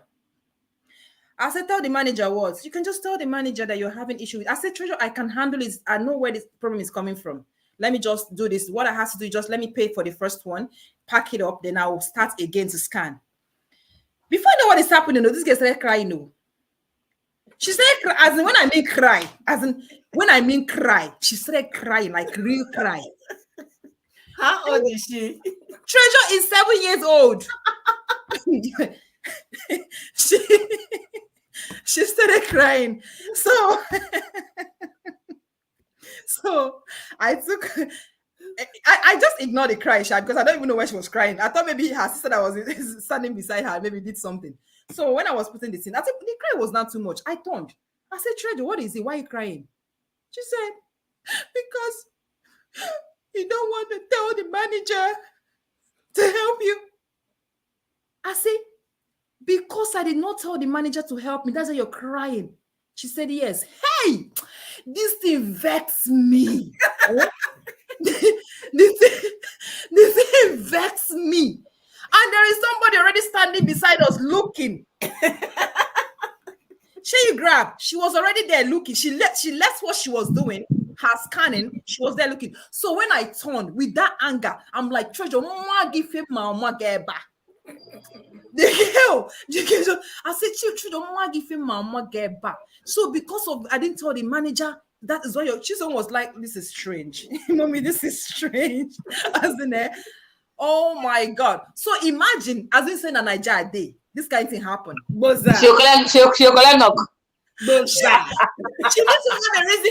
needs to have a reason to cry. You can't just cry for nothing. You understand? You can't just cry for nothing. That's the reason why you're crying. You can't tell me because I didn't tell the manager. That's why if you see tears, this one will be like, you see tears. Those are the things we are facing here. Those are the challenges. Like you are not free to deal with your own child, the person you as somebody that you carry for 9 months, they don't help you carry and move. They don't even come that night, so anything they happen. You understand? So that's it. Absolutely. Thank you all. We had some people join us. We have Be Yourself, Rosie Kett, James Gippy. Thank you all for joining us. We really appreciate it. So ladies, you can, rather, I think you have a gentleman there. You guys are hearing from our truth. You know, it's fun and at the same time it's no fun. Okay, is interesting and at the same time is not interesting. We are talking about living overseas, our challenges. We've talked about the challenges of job, where you have benefits of getting a very fantastic job, but when you weigh the option of family and job, which one comes first, you have to know which one you're going to go with. we talked about the nanny thing. We have children. For me, I can't leave my child just because I want to attend a party. And if your invitation is child's not allowed, then count me out because I'm not gonna be there. And then we talked about the fact that nanny job is not the one you say, okay, I have a nanny, I have a house help, I'm paying her 30,000 naira a month. And then you think you're doing a very big thing. You're paying per hour overseas. And then if you're doing an unofficial one, you understand, you're still not going to pay, it's not going to be free. And my sister from Abuja traveled to London. So she went to visit my niece. And she said my niece was going to work. My niece works as a pharmacist. So she was going to, and she was to pay a nanny 110 pounds for 2 children. When I heard 110 pounds, I said, this small girl, why I know when she was born, spending that kind of money because she has to go to work, because someone she trusts would have to babysit the child. Of course. She was like, hey, that she felt so bad. You understand that that's what she goes through. You understand? So people have pains, they have challenges, but in all of those challenges, the benefit is what outweighs the difficulties. And because of that, we are here. Exactly. When I was when I started thinking about settling down, do you guys know I wasn't praying for a husband. Like they carry me, they go, Jehovah carry me, they go. I never reach you. I see they go. I was praying for where I'm going to have the children. You see the difference? I say, God, when that time comes, I want to have my child in America. I want to have it was a confession. They're praying for carry me, they go. Me, they pray. Where you go born your pikin? The hospital where I go born my pikin. You see the different priorities. And sincerely, I did visa application the first time. I was bounced. When in fact, the first time I first said, sure bank, I'm gonna get it. You know, when you feel everything on point, your savings account looking all good and all of that. When I got to on point, on point. When I got there, the woman looked at me that I have a master's from Ibadan. Why am I going to do master's again in the US? I say, which one concern this woman? Wise. I looked at the woman. I said, well, the part is that it's very competitive now. So having a foreign degree, the woman look at me. I don't get child. I don't get husband. This one, they come back. Bam! No give me visa. I cried though for 4 hours. I cried non-stop for 4 hours in the car. My sister, they sent the driver to come and pick me from American Embassy. I said, okay, I'm not going to her office. Just tell her I'm going to be in the car park. I was in the car park in Lagos there with my sister because I couldn't come to her office. She said, you know what, that she can't continue to work. She hurriedly went home. Then when I now tried again, I had to change embassy completely. I said, Lagos, no, you put bad luck. I went to Abuja. I got visa. You understand? I came to the US. And almost when I came here, I met my husband because I didn't know him from anywhere. I met him here. The first day I was going to register for antenatal, it was Jehovah, don't carry me, they go the husband place. I was so happy. People go to overseas for different reasons. Maybe my own was, I want the hospital where I go.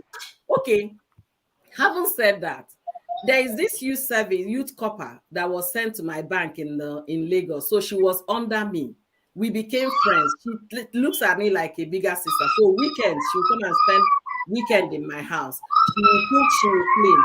Eventually, she got married. Eventually, she got married. Do you know this lady had a first side C-section? They forgot something in her belly.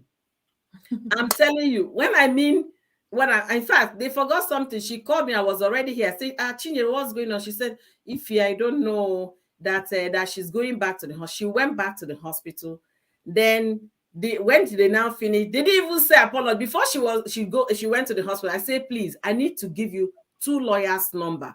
Call these people. Let them pursue the case. She said, no, that she doesn't want any trouble before they will go and give her bad injection. I said, no, they will go with you to meet administrators. She said no. The girl refused because of fear.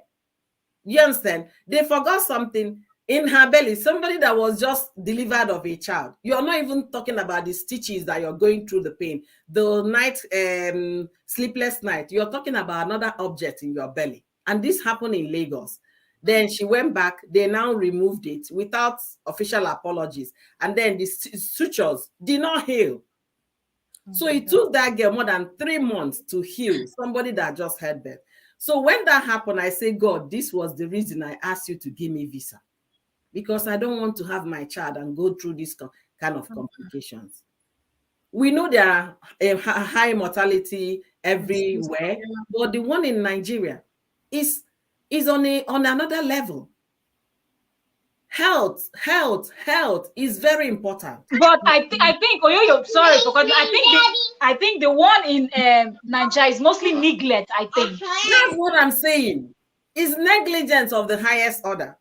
And why do I finished a program during the COVID, and the only that program was about investigating the activities and acts of doctors, nurses, and all of that.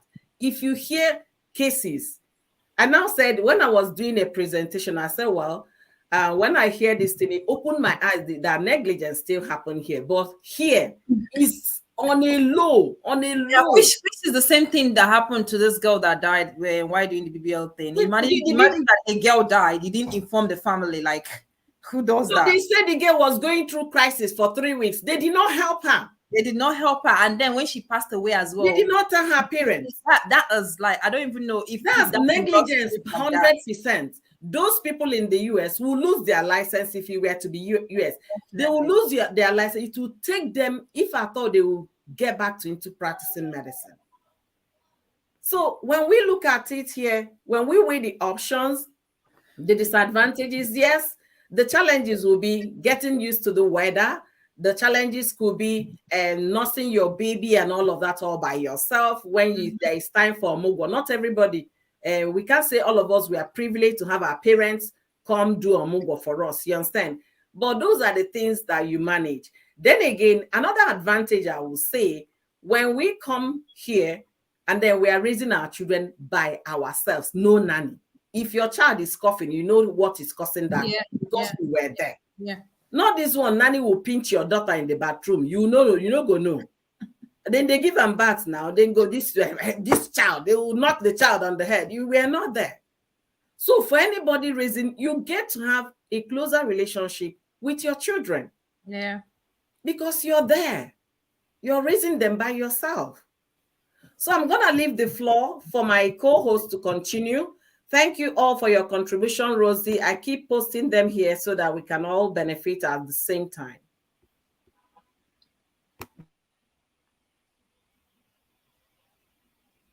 So who is putting in? Mel, let's hear you. Rosie, it depends now. Rosie said they're not a bit too much again for Nigeria. It depends. Maybe places like Lagos and all of that, Lagos and the main cities, Abuja and all of. I think actually, let me put on this one. They don't beat too much again, but I think the few they have beaten, some of them, because the news I saw on Facebook, some of them they lost their life, or probably something else happened to them. So maybe that's why they want to now emulate the system of those people out there. So, but you know my country people now, when they learn something, they go overdo them. Overdo. So that's the little issue we have. When they learn something, they overdo it. But the thing is that not that you not what's it called? Spank. When a child does something bad, sometimes the language you understand in that country is that cane. Now that cane is just the language you understand. Sure, you get. I can remember the first day I raised up a stick to flog my babies, as in, she's so nearly passed out that very day. You get the fear of the cane is something else, and it's still the same thing with us. But not you can use it to scare them, but not to start hitting them like animals. That's not fair at all. Because number one is that you that is even doing that thing, they flog you that cane, say you go cry. You know how painful it is for you to start, using it that hate. You know how they flog us when we were in primary school. Because I can. Collect cane. And to collect. you understand that the teacher's cane and the headmaster's cane or when you come late to school. Oh my God. What if they now give your your captain the head of a school head prefect? As in now that one the best pass, your mates gonna flog you. Of course, like the prefect. And you can imagine, okay, during those times when they were giving us that kind of flogging, we survived it. So what is happening now? What is actually happening now that any child that you flog, is either that child develop one kind of maybe get some kind of injury or even passed out? You know, it could be happening that time when we are growing up, but the thing is that means because of social media, we are not able to. Yes, we don't hear. So social media is bringing everything to the open. It could be happening that time, sincerely, because nothing changed. They don't put a razor blade in the cane that they bring to school. No, nothing changed. It's still cane. Unless the flogging, the one with it was. I understand, but at the end of the day, that flogging cannot make a child to change. Hey, Koboko. I was talking that I saw Koboko. I was like, this is Koboko. This is Koboko. But you go behave, Shao. If you person the fear cane, you go behave by force. You go behave for that moment. Now tomorrow you go still repeat the same thing again. They'll bring cake for you again. That one that they will say, bring your hands. We collect cake. Forget. We collect cake. My father uses babu wire. Now, children of these days will not understand. Babu wire, he does not flog you from one end. Now, all of your body, but they don't flog me. Now, people when they flog my sisters, them, they don't flog me. Sure, you understand? But that one, the only scream, when you go hear the scream, you say, you go, no, say this with the pass in there. Sure, you get. So, at the end of the day, the thing you flog them for will still repeat himself tomorrow. Yeah. Sure, you get. So, that correction hasn't been. All those things now, in as much as we really need it here that we are. We need it here. Like we just need that freedom to act that way. Not that we're gonna flog the kids, but to actually, shout on your. They should have that fear. Let me tell you something. Let me tell you something. African Americans, they kind of raise their children, their mothers. They raise their children like that kind of. They have that kind of African thing. They discipline. When I mean discipline, big time. But because a lot of things has been watered down, so their own kinds of discipline is now different. For a child in the US that has a smartphone, if you take that phone for a whole day, that child has learned that lesson. He will never do that thing again. Never. Yeah. You didn't even beat her. You're still telling her, I love you, sweetie, but your phone is gonna be with me for 24 hours. Mm-hmm. That child will never in her life repeat that thing again. So somebody will say, no, you have to beat the child after. No, it doesn't happen. There are different ways. Like all those, they have this. But there are people that those things don't work with. I remember someone was saying, "Tell my little one, go to your room." This one, when I get here, go to your room. You don't do a favor, say. No, she's still a baby. She's still a baby. And again, she's purposely forget about baby. You see what this child is doing now? She knows what she's doing. She knows what she's doing. Once this life is off, she got to sit down. Now, now this baby don't come up from here. You don't go. In fact, you don't even remember saying "Mama" there again. My husband calls them Ndiwayo. But because I am in Africa, I only my small baby. He's less than 4 years. He was looking at. I said, "Odi, say sorry, mommy." He left. I said, all of you to your room. They behave. No go. You understand? No go. They won't collect it. Even if he's here, he will do the same. Only I will look at the kid. The kid will behave. You understand? Okay, Rosie said something to us. She said that some kids are still traumatized from their childhood. Definitely. From some adults. Yes, there are some adults. Definitely, they are still traumatized. That's what we are talking about here. That using cane to correct somebody is not the best option. No, it's not. It's not. You should find out what works best for your children. I believe in positive reinforcement. What do I mean positive reinforcement? Let's assume I went to my daughter's room and her room is upside down. You understand? I will tell her day 1, day 2, day 3. You understand? Then she's giving me that same attitude. She'll just do the bed one corner. The other day it will be broom. She's not getting it. How do I reinforce that discipline positive? We'll sit down and have a talk. The next time, if I walk into your room and your room is this dirty, just know that if I go out, I'm not gonna buy you any more games. Okay, you're going to lose your chances of having those games that keep you guys busy because your rooms are not. Then she will like, I don't want to lose that opportunity. Mom, I'm sorry. She will make her room. Then if you come back, she forgot to do it well. You go ahead and make that room with her. Teach her again. Reinforce that. This is how you straighten the bed sheets, the pillows. When you reinforce that, she's watching because she already knows there is something she's going to forfeit if she doesn't get it right. So you reinforce with love positively, not every time all over the body. No, it doesn't make sense. It doesn't work. Like somebody said from my Facebook here, she said, an abused child will turn out to be abusive too. It's a cycle that needs to stop. Correct. That's the truth. Honestly. Thank you all for being with us today. Nemuzo said, I don't agree with hitting or beating anyone. It teaches kids it's okay to hit others. As Oyoyo said, take away things they love. Absolutely. It's true. That works so perfectly. A friend told me a story of how the daughter misbehaved. So she was trying to hit her.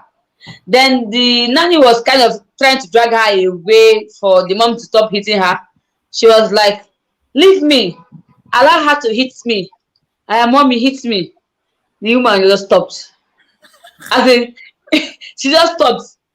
As in, she was shocked. You understand? She was shocked.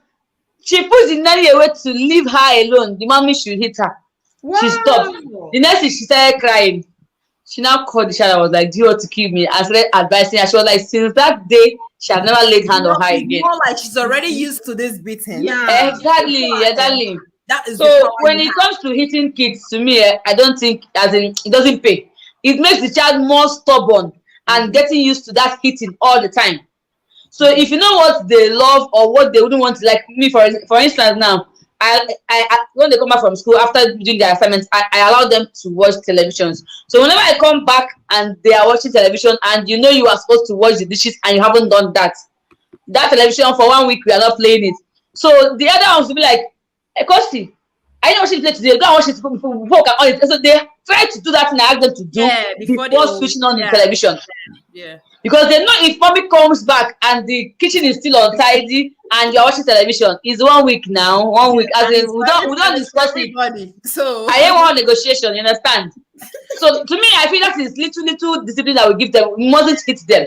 Yeah. No, there are ways to correct kids, even whether it's abroad though or in Nigeria.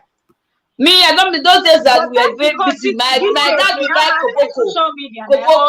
In our days, what is it they would have taken from us? What is it?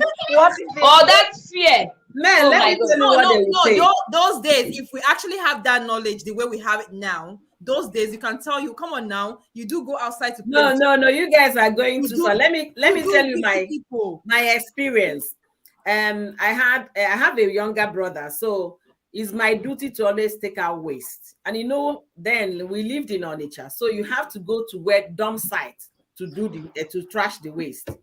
So, and I've started becoming a small girl now. I think I was in SS1, you know, Abelo Tintin is already coming up. So small guy done the day in my head. Then my mother said, "They go and take it." I said, "Mama, this hot afternoon, that I'm not going." After all, what's my brother doing? That my brother. You know, my mother didn't even bring him. My mother never beat me until one. She was saying that Sunday rice. I know chopper. That day, my eyes. Nigeria Sunday rice. Oh my God! Please, who invented this? Like, how did this start happening? That on Sunday we must cook rice. I am still doing it today too. I am still doing it today. That Sunday, my mother did not beat me. In fact, I will still testify. I have other siblings. My mother gave them good beating. My mother did not, but that Sunday rice, I cried and I cried. All those shakara I was doing, I'm not going to. I still carried trash to the dumpster, and I did not eat that Sunday rice until dinner. So there's something to deprive us. It's just that I felt my mother was like, this one, I don't get energy for this one. I beg. Don't spoil my Sunday. Do you understand? So there's always something to like. There is even allowing you to go to maybe your friends are playing outside. You know that kind of play now. That they will tell you you're not going anywhere. You can't visit anybody. You just have to be inside the house. All of them are punishments now. Absolutely. Absolutely. And then again, when we talk about beating kids and they will get you to it, there are a set of girls, those that went to all girls school. Then when it comes to punishment, they will just give their hand like this. Are you done? Hey. When you're done flogging, they will walk out. There are people like that. They are so tough on that. It's a matter of a case. We used to do that in secondary school. We were 8 moving together. So sometimes I used to receive cane for like 5 people because some of them were afraid. If I fit it. You have to receive I clearing of grass. I would just put my hand out to receive my own, then the next person's own I will receive until I will just receive one again. I fit it. You don't know her name? Mel Fitness. Mel, I know today she's strong. I cannot take it. Joe. Let me take my own bed now. Do you know I better call that grass that I hate pain. I hate pain. Do you know till date? I have 5 children, but to date, whenever I'm taking the injection, I still shout. When I was having my 4th baby, they about giving me injection. The nurse said, how many children do you say this woman has? They said 4. They said, no, it's not true. I was crying when taking the injection. So if I take my kids to the hospital now and they cry, I'll just keep my I'll just cry because I know I still do it. I hate pain. So seriously, even when I was growing up, I was stubborn, but when it comes to doing something that make them flog me, I escape. Like I don't. No. Mel is Mel Fitness. She can even collect for 10 people and she not even feel it.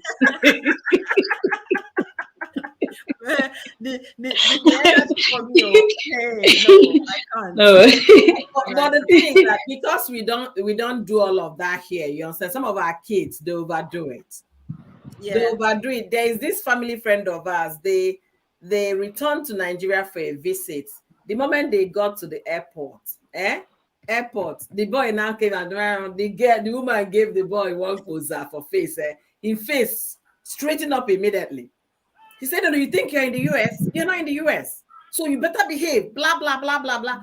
And as of the time, they were still kids. I think the boy was 7.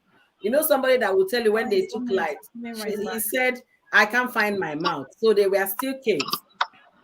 Then there's another one that happened here. A man bought a one-way ticket for his son and then bought a return ticket for himself. So they got to Nigeria. That one was a teenager at the time. They got to Nigeria. He was sagging his pants and all of that. So the man said, "If I don't catch it now, that might be the end of me and my son." So they got to Nigeria and the boy was still, pull up your, Monitor Mohammed Airport, pull up your panties. They said, "Say what, Dad? I'm not gonna do that." He said, "Okay." The man removed his belt, boza for face. The guy now saw a Olokpa, Nigerian Olokpa. "I'm gonna report you, Pop. I'm gonna report you." So he walked to the Olokpa, started speaking American English to the Olokpa. And the father just the Olokpa said, "Your father did waiting." He said, "I'm telling you, my Pop." Just by the time he finished, the Olokpa said, "Okay, what did you do?" He said, "I don't know what I did to him." Olokpa said, "Okay, where is your father?" So the father now came, "Officer, this child, see as in pants day." The man no English can't switch immediately. See as in pants day. I asked him make he drag the pants up. He begins speak English. The Olokpa now say, "You won't make I land you another one? Come on, make you put the guy was shocked because that's not what an officer would do. "I'm not staying in this country. You guys are all sick somewhere. Blah blah blah blah blah." Unfortunately, you're not going back. You have a one-way ticket. So from that to a secondary school in Enugu. Do you know what this boy never came back to the US again until he finished high school. By the time holidays came, when he now got to high school, the challenges were different. So after the whole transition and experience, he came back on holidays to come and visit his sibling. They were still talking anyhow, speaking anyhow to their parents. The boy is the one doing correction for his parents. Yeah. So it all depends. Doing correction for his parents, telling you don't talk to mommy like that. That's disrespectful. Because Wow. they've taught him how to say good morning, sir. Yes. And bow down and be doing the greeting. No. When it comes to moral upbringing, I think we Africans have it more. You understand? While when you go outside Nigeria, like they see it differently. You know, even here, this our small African country here, most children see everybody, they see everybody as being equal. This our small African country that you cannot be children outside though. You could just Lala is like, what is it? Why are you hitting your own child? You understand? And you will see a child walking up to you, stretching out his hands to greet you. Instead of saying good morning, ma, or good morning, sir. They'll be, as in their greeting is stretching out their hands to greet you. And then you're like, that's how they greet. So you're getting used to the Nigerian system where they will say you, good morning, man, good afternoon, sir. And you come over to this place and a child is stretching hands to greet you as if you are his mate or her mate. You understand? That is system changing, you understand? So everybody with their own changes and how, but at the end of the day, I still think Nigeria is doing good when it comes to moral upbringing. You understand? Yes, Because I know of somebody, the children were misbehaving, They had to send them down to Nigeria to a boarding school. Like, if not, I think that was the savior. When they left after the school, they came back. Like, you could see that drastic change in them. Mm-hmm. You understand? Yeah. So it just work hand in hand, as in just try to balance everything. Absolutely. So it's super easy, super fácil. Sometimes I would say probably these people they don't see things as big deal. They don't just see it as a big deal, like calling me auntie. And at work, there's this my supervisor then at work. Because in a Nigeria baby now, so anything I want to say, sir. And his name is Dave. Everybody's calling him Dave. So anytime he talks to me, he tell me something, I'll say, okay, sir. I don't know, so this thing they pain the guy. Mm-hmm. So you would tell him something, everybody would say Dave and all that. So whenever he tells me, I would say, sir. Do you know one day when I said that, sir, he was like, I am not, sir. My name is Dave. Do you understand? A normal person, like in Nigeria, we always need that certain. That means I'll lose my job now because this tie is my lips like this. You're talking. I came on YouTube here. Somebody was calling me Auntie Oyoyo. I said Auntie who? I said Auntie who? No. That one they pay differently. That one they pay. As in Canada. The person that owns that owns the kids' school. The day these children came back, they were telling me something about the lady and things like that. I was just hearing Miss Guinea one. I was like, who is the person? The lady that owns the school and this.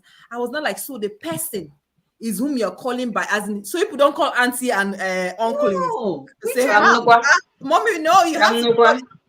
I said small treasure. You're calling your class teacher Miss Carbeck. No, here they call the names too. They call names here too, like names. Like I told you, they do as if we are age mates. So when you come to that place with that your Nigerian mentality, you leave it to one side and blend with theirs. The day she came back, she asked me, Mommy, can we call you Anolika? I say, who? You call me Anolika? You call me, your mother. No, they don't born you where. Even in their school, what some parents usually do, including myself, when you get to their school, kids are very inquisitive. They'll just want to know, what is the mommy's name? Or they'll come to you. They'll just come to you. What is your name? You understand? So instead of you telling them your name, just tell them your name is mommy. You get, may your pikin not date them, because if your pikin they go by you. So once they just ask you, you say your name is mommy. So when you come to school, they are calling you mommy because they think that's your name. If you tell them your name is Daolika, you tell them your name is Nikki. Confusion is this one? If you tell them your name is Nikki, when you come to school, you'll be hearing, hey, Miss Nikki. Yeah, call me Miss Nikki. I prefer that. That's what. May my pikin come back as they call me Miss Nikki. No, that's what. Your friends, They will take it. child's They will friend. take it. They will tell you, mommy, this person is calling you Miss Nikki. So why can't we call you Miss Nikki? No, it's Because that's different. your They name. will understand. You They will understand? understand. The reason why I say they will understand, my little girl's friend, they call me by my name. Again. Her friends. And then one day, my daughter was saying bye to her friend's mom. She called the woman by her name. And I looked at her, I said, are you out of your, She was like, I'm sorry, mommy. Buying Leah's mom is better for me, for you to address that woman as Leah's mom than calling her by her name. So the Oyibo girl now came back to visit us. So she now called me by my name. My daughter quickly, no, you don't call her that. You just call her Alexis mom. Do you understand? So That is it. they You learn. understand? That is When it. you come in front of in my house, they call me. No, when it comes to bringing up children, we Africans, Nigeria precisely, I think we have that thing, you understand? But when you now go abroad, we still try as much as we can to make sure that they have that moral upbringing that we had from Africa. Like me now, for example, now I am here now. I know children, just like what Milk Child is doing now. The water dispenser is here. But because I am here doing life, that's when they want to drink water. So when one enters, and I know it's the speaker, I won't even need to say anything now. I'll just look at the person. As in, I don't need to say go back before he knows that he has to go back. Just the eye enough, he will go back. I really like the eye training. That's how I grew up. That was what she told me. Don't try that eye thing with my daughter. She'll just start screaming. No, she understand. No, man, you have to continue. Let her get the language. She will understand. Yeah, it's very good. I maybe we're outside where others are. And Alex is my daughter. Oh my God. If you take her into shopping, for example, make sure you look under the rack of clothes. She will be hiding there playing. So when she starts misbehaving and I get tired, the kind of eye I will give that girl, she will straighten up and find her. Exactly. That was everything is language. No, even when you take them out and you don't want them to take things from outsiders, like they're sharing biscuits, and maybe it's getting to his stall. As my last baby, you don't look at my face, I'll look at him. I won't say anything again. When they come to his son, he will say, "Thank you," because mommy only looked at him.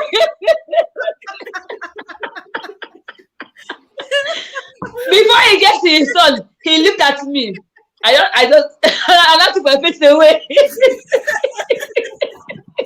All right, ladies. Our friends at the comment section, they are doing the same thing. Ella said Africa is the best. Vicky, welcome. Start from the beginning. We have plenty comments from the beginning. Oh my goodness. Thank you so much, Ujuline, for joining us. Thank you, Vicky. Thank you, Inspired by Ella, for coming back. Thank you, Honey Kitchen, for joining us today. We really appreciate each and every one of you. So Uju talked about some spanking. She said some just need spank. Little make their head go. Come on, there is something going on here. You just have to now you're caressing the ear. Nikki, let me tell you how we spank. If you want to do that, it has to be how did they say it? Where they will see it, where they will see, the bomb. Let me use that word. They're not gonna understand. That's where we do it. Make sure you spank that place because nobody can lift your child's clothes to inspect that place. But anything where you can see, you're in trouble. If they see mark, they will ask question. So if you want to do it, that place where they wear underwear, at that place you go and hammer well, make the child correct. They do most of those things, so we can't be able to say otherwise. Ella said kids need correction. They do. They need correction, and correction with love is the best way of correction. Thank you, Vicky. We have there are other comments. Okay, Ella said, please, our African children are most respectful in the world. Of course, that's given. But at the same time, the respectful in the world, it depends. So because that is relative. Some people will be greeting you because their parents already forced them to greet, Yeah, not to that do they love so. you. Yeah. So it depends. When it comes to giving, are they as giving as the other people? They are not. Then Nemuzo said parents have more control when they don't hit their kids, but the look on the face tells exactly what you're thinking. My mother never hits, but her eyes alone, you'll be straightened immediately. That's just that's the truth. And then Ella said it depends on the child. Some kids need it. I beg.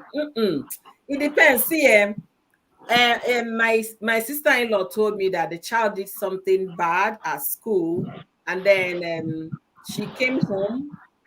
The kind of cane she gave the girl, and since that day, that was when she was 6, first grade. That was when she was 6, and up till now, it never happened again. So it all depends. If you know what the dynamics that work for you and your family, go about it. But we'll say that hitting and beating is not the best form of correction in any way we look at it.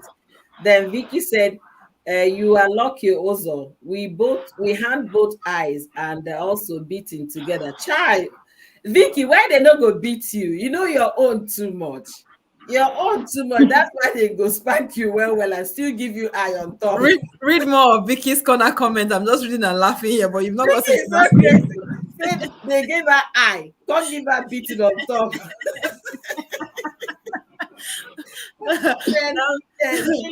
Ujuli said, Vicky, my mama, they flog like village headmistress.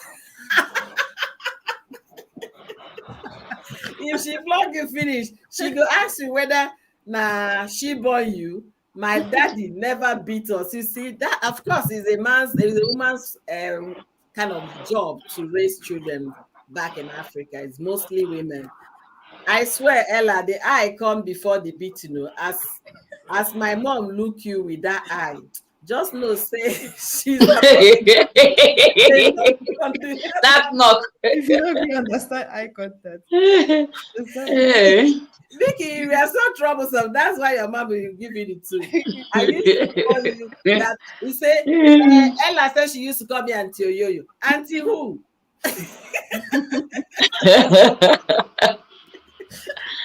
Guilty as charged. I know Constance used to call me that. I had to call her on Instagram. I said, "Ne, I'm beefy. If you don't know what else to call me." I call her Oyobo. I don't know whether that's waiting her husband they call her. That's my husband said. What my husband called me. But you can call me Oyoyo because if you come to my state, if you say you're looking for me, you won't find me. But say you're looking for Yoyo Ndoki, they will carry you to my house. Same thing here. They will carry you straight to my house. Yeah. Ella said, just let her understand, Vicky. Then laugh over it. Let who understand your child? Laugh over. They go still beat you. Forget to no be Naija mother. They talk about that one. Understand waiting. Hi, Jenny Onyinye. Thank you for joining us today. Thank you, sweetheart. We're almost running up. We are running late even. Vicky said, my husband's best friend's wife. Call my husband by his name. I'm very okay with Tito. So why should I be calling a family friend son or Mr. Up and down? Nah. Vicky, I trust you. In here, it doesn't really. They don't look. But I don't think that thing is okay for you to call your friend's husband or acquaintance, whatever. Not to call by your name. I don't like it. I feel it's disrespectful.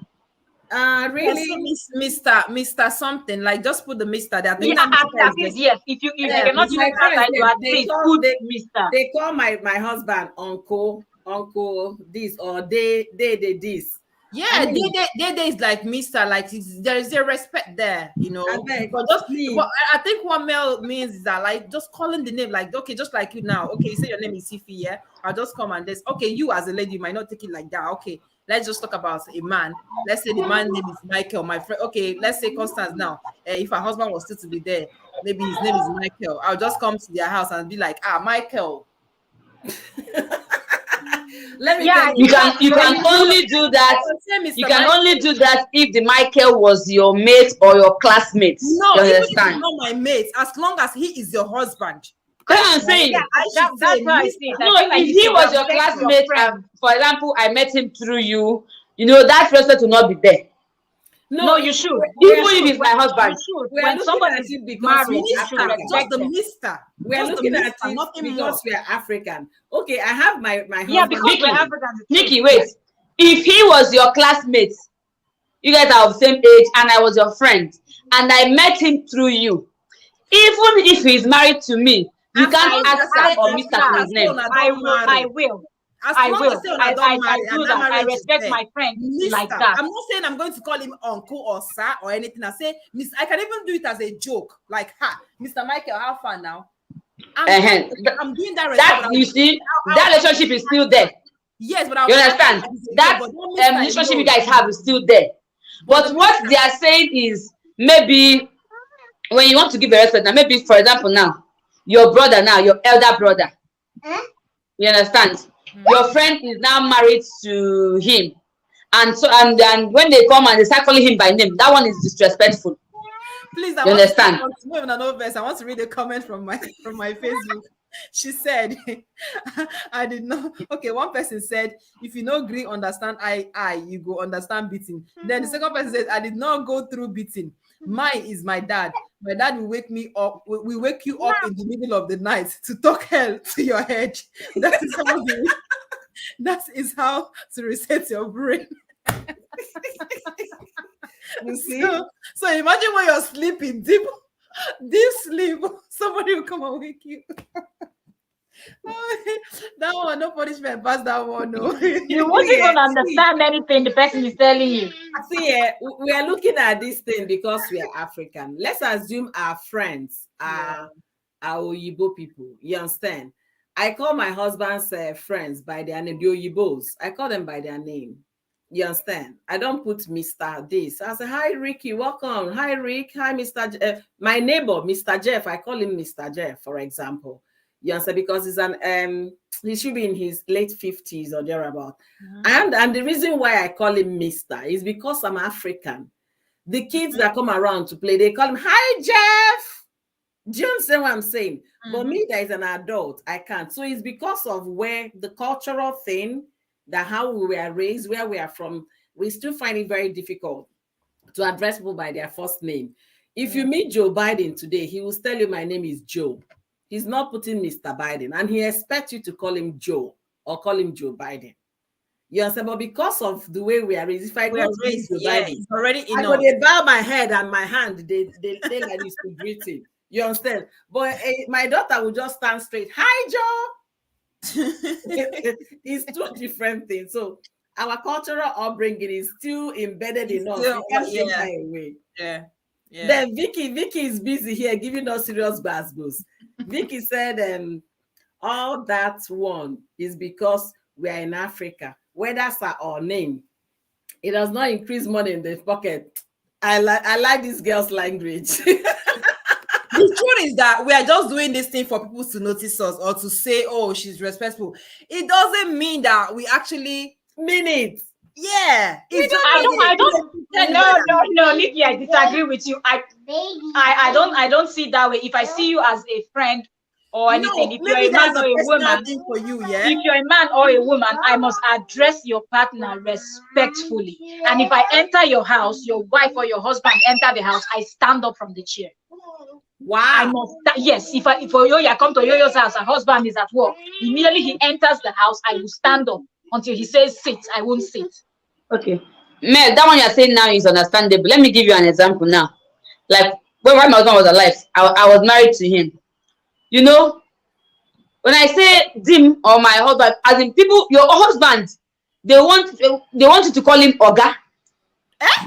So one day somebody came to my house and was like, someone came to my shop and I was like, came like Oga open. I was like, Ogam, who is Ogam? He said, your husband. Okay, I said, you mean my husband? You understand? As in, I am married to you, we are one, and someone is calling you my Oga. I was like, who is Oga? Which Oga? He has said your husband. I said, oh, you mean my husband? He's not around.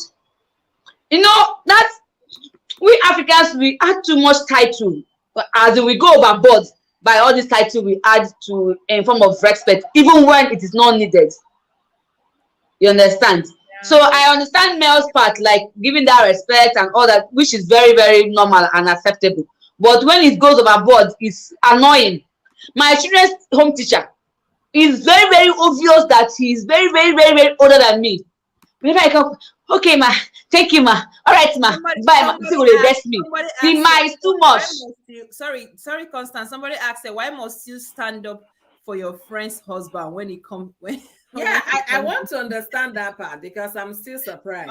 It is not only a friend's husband, even like it could be your father, for example. Let's say you people are not married, you're just friends in high school or this. If I enter your house, your mom or your dad, even your elder ones, when they enter the house, I know that this your elder sister is older than you with so many years. I will stand up from the chair, and then she says sit, and then I sit. What now? I will stand up. My house. I'm a visitor. I say, "Now me help on build the house." You get like no, I'm a visitor. I'm not standing up. Yeah, you're getting up, but you have to stand up mostly when the parents enters the house. Except maybe it's the parents or an elderly woman. I want to know, is it that sometimes let me tell you guys something. Sometimes culture can add up to this. Yeah. Let's say now maybe let's just say like in Germany now, yeah, when you go to somebody's house, when they're not like us that when you come to my house, I'll start cooking, bringing out a lot of food and all that. They might just offer you a cup of coffee. That is their culture, right? So maybe the people male is dealing with are those kind of people that when you come to this is how we respect people. You have to, because if you go to somebody's house and this person is not aware that you are standing up because of she's waiting for you. Mm-hmm. You tell her then you go stand.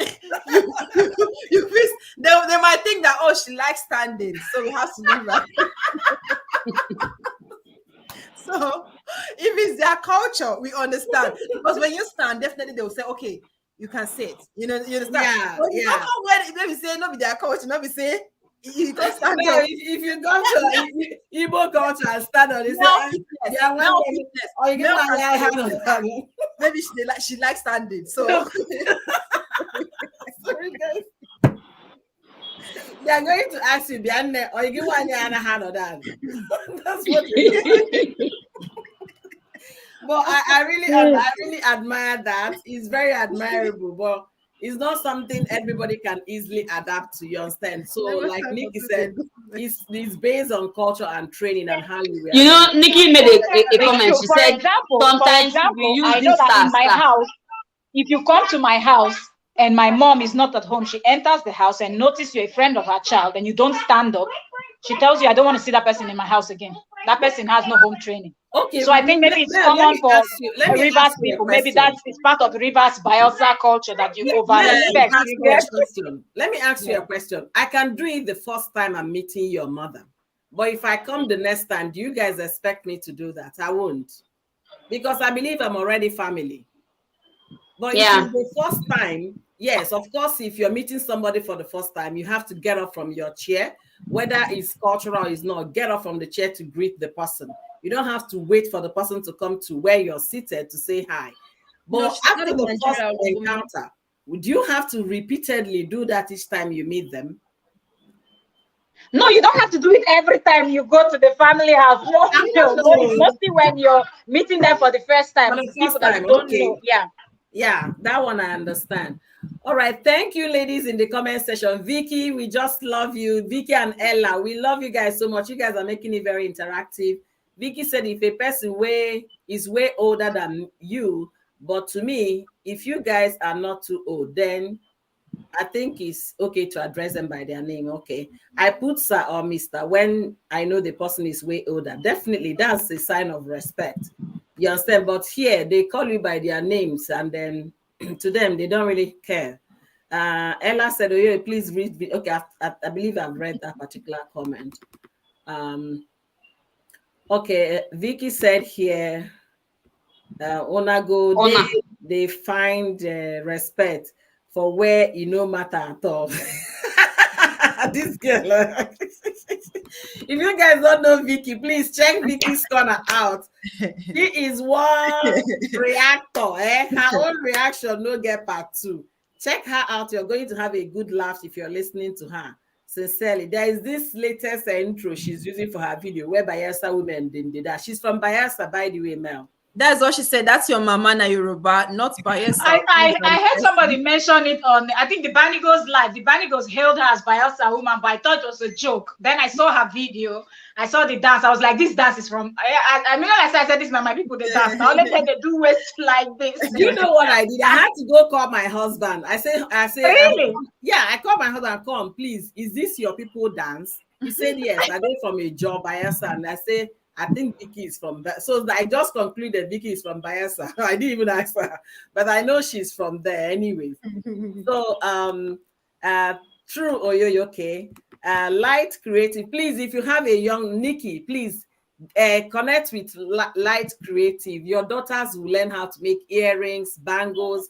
They're easy step, 5 minutes video, easy step. I'm already buying things for my kids because holiday is coming. All right. Vicky said again, where did I stop? Africans and respect. That's why we respect our pastors more than we respect our husband. Vicky, this girl. No, that's a point. That is a point.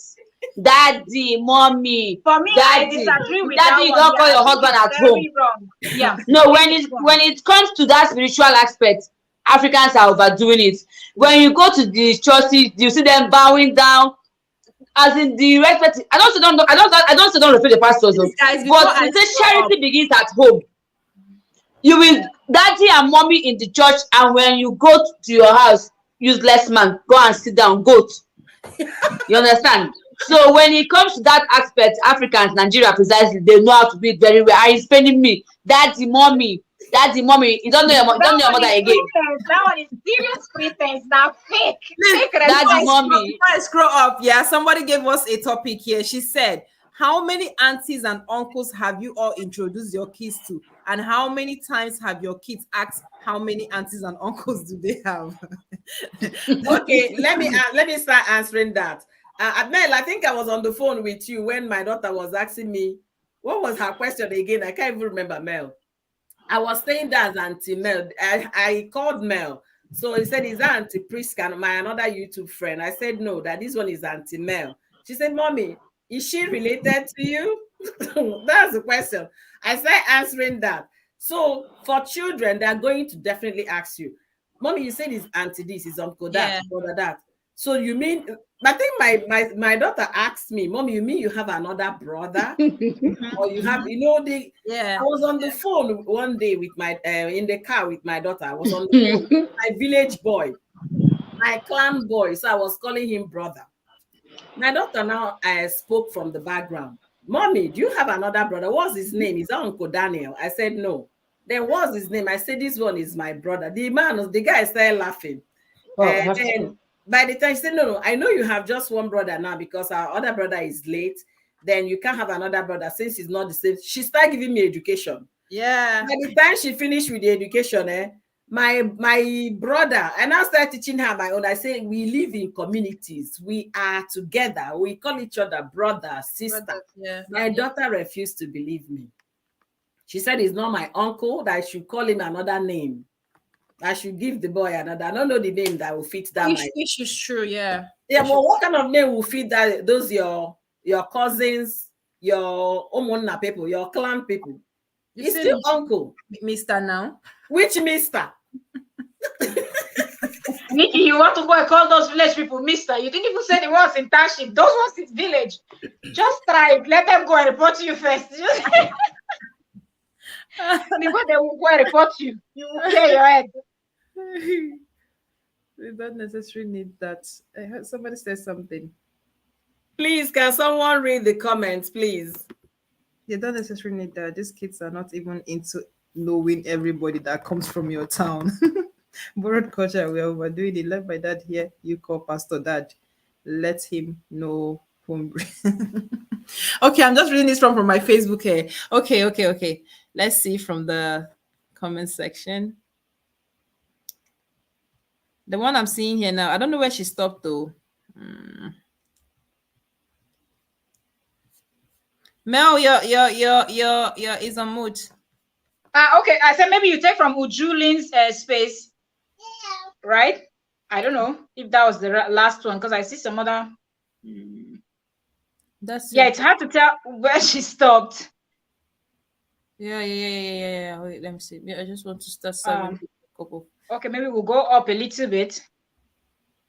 I think where Vicky said something about pastor. Yeah, I think it was somewhere around the. I cannot even see the pastor comment now. We can just do a random reading though. Yeah. Let's just do a random reading. Yeah, Oyoyo, we're trying to figure out where you stopped. The last comment you read. Okay, I've seen it. Africans, we too they greet because of pastor. It's before Nemozo. Then Nemozo now added. Okay. Nemozo said, I think adding Mr. or Mrs. for older people like parents or friends or older neighbors show a bit of respect. Yes, and we do that because we're Africans, because of our culture. If not, over here, they don't add anything on anybody's name. They call you straight up. Me, I just want to start serving people cup of tea, coffee in this Africa. Vicky, you dey look for trouble. Where the heat done already, they serve coffee. If you don't come to drink, leave it though. No food, I beg. Vicky, I don't want to laugh too much, please. They will just call you a bad wife. If you just try that one, you just become bad wife. Straight up. That wife when no sabi cook. Now make it give us that bitter tea where they call coffee.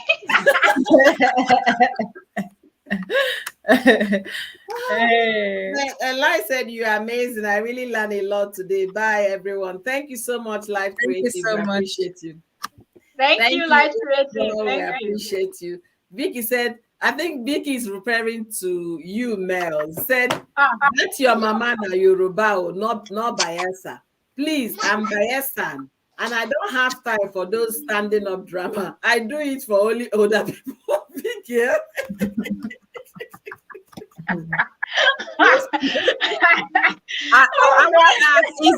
Is Cora Vicky, you know that Bayelsa? No, Cora is a Delta Igbo. Okay, because I know she said that why she Yeah. married a white man is just to avoid all this. Wait, she go need that and greet though. It's the same thing. It's the same thing when you got Rivers, Bayelsa, Delta, and Edo, these people around those areas. You know, like you go to Cross River, mostly Niger Delta. Most Niger Delta states are like that. Wow. They're very highly respectful and this and that. And when you talk about River State and Bayelsa, you talk about the riverine people. Those riverine people, they are always people that the Igbos will call the Mbamiri people. You know, those people, they are all with respect. It's 100%. If you're not there, you're not there. I remember my friend, she's Igbo, she's from Anambra State.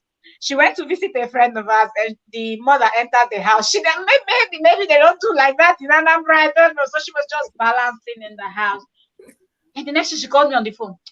I think something is wrong. This woman is not behaving well. And I was like, when she came into the house, did you greet? And I said, did you get to the house before her?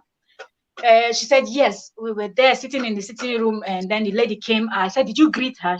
She said, yes. I said, how did you greet her? Did you stand up and do the knitting? She said, I was just sitting down. I said, you don't even stand up. As the woman entered the house, you be bad girl, be that serious. She was like, oh no, I didn't know. I said, you didn't know? Okay, now, but you failed the test already. You failed. If Naba we won't marry, you not go marry again. I'm telling you, immediately she leaves, the mother will just say, this one is not well brought up, straight up. And then they play with us women, they're brutal. Then they don't get your time, straight up. So Vicky, not Vicky, Mel. So that's how they behave in Bayelsa. But Vicky is saying it's not, that she doesn't care about the drama. So yeah, it depends. Some at the same time, people like Vicky are very stubborn, so she will not care. At the same time, we have that high respect, but we still have most of our women are very stubborn. When it's Rivers, Bayelsa, Delta, Edo, they have very stubborn women. So some of the young ladies, they don't care to follow the protocol, but it's something that if you pay attention, you know that that's what you're supposed to do, and they will tell you. Just as this thing, you have to first of all wake up in the morning, go into the bathroom, wash yourself before you ever cook for your husband or anyone to eat. You cannot wake up and go straight to the kitchen. Yes. So we have all this. We have a whole lot. Yes. Wait. Because my husband, their origin is from Ijo. I know they do that. What I do is, if I wake up, I will wash my hands. I know they wash my face. I wake Not up. be fair, so you get to carry bucket of water, go wash your down there before you enter kitchen. They are never hungry. If they Now are hungry, ask Vicky when they talk. Answer this one when I'm alive, Vicky. Vicky. You must wash yourself before you enter kitchen every day. Wait. When they use I toilet, must take my bath. no, if you're in a hurry, you go and take a small bucket and wash down there only. So you Before must I do that eat, one. the man Whether you never have 5 hungry. minutes to go to work or anywhere, you must do that one. The But man if you never have time, hungry. then you must take a bath before you enter kitchen in the morning. So if you wake up the 5 man a.m., you never go fresh. hungry. Hunger never catch that man. And even the way you serve the husbands, you must officially serve them with tray, with everything set. You know, some people you can just serve them their meal, bring a plate of food and give to. No, you must officially set and treat them like they are kings. Let me you can ask your husband, he will tell you that. So there are so many things we do. Guys, let me read some. Somebody said something here that she said who's not. Okay, when my son called my husband immediate senior brother uncle, he was so furious just because my son called him uncle. So now she said, my husband said you should call my senior brother Big Daddy. My son said no, you are Big Daddy, you are uncle to us. Case closed. Yeah, I like that. I like you standing up for what is right. Which one is Big Daddy? Yeah, that okay. This was said just that my son would say to, just what my son would say to, and I don't think these kids are wrong about this. In my workplace, if you say good morning, they will look at you and ask, "Are you okay?" You see. All right. And inspired by Ella said, but my own is that the Sa and Ma is used to me. That means she's used to saying Sa and Ma. The only thing is that I cannot call my pastor daddy, but my husband, if he tells me something, I answer him, sir. I don't stop it to even to other men. Yeah, the sad thing is difficult to stop actually once you're used to it, but you just have to find a way to adjust before you go and call your boss in the office, sir or man, then they will not like it.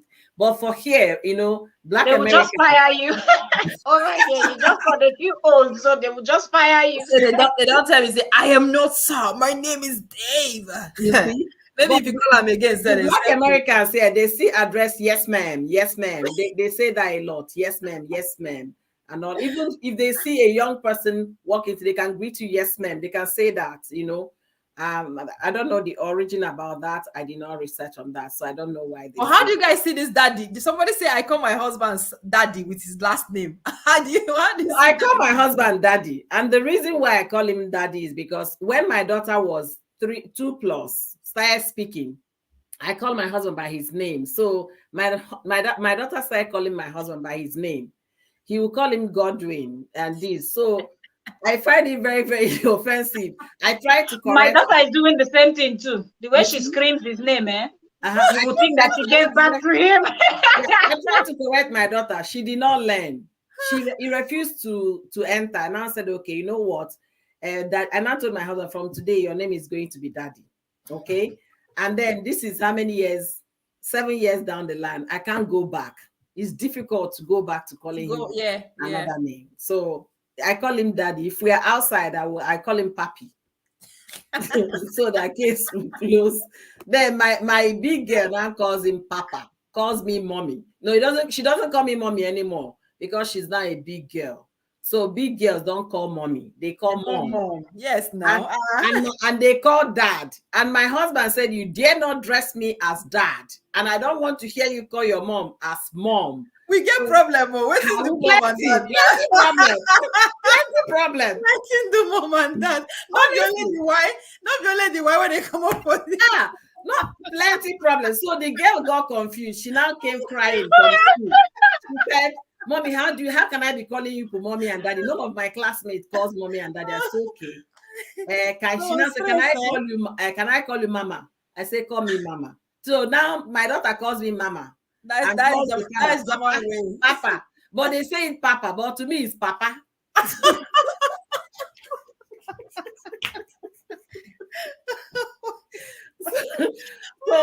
honestly, it's so crazy. And Vicky said, there's something Vicky said. Vicky said, just because of stand-up, they will now miss a good wife. Vicky, you better teach your daughter to stand up. Oh. They will now jam the bad wife that can stand up to greet and still stand up to insult their mother-in-law tomorrow. That's given. It happens. I know they wash anything. Vicky, because you married an Igbo man, that's why you cannot wash anything. If you had married a Bayelsa man, by now the wash good. If you don't used to, right? Somebody say you're supposed to teach your daughter that you are the only one in the house that can call your husband name. Children should call their daddy. It did not work for me at all. They don't listen. They will use all. Like my daughter, she will say it in his language. She will call him father in his language, call him papa, daddy, and still scream his name. Yeah, it doesn't work sometimes. So because of that, I switched. I tried, it did not work.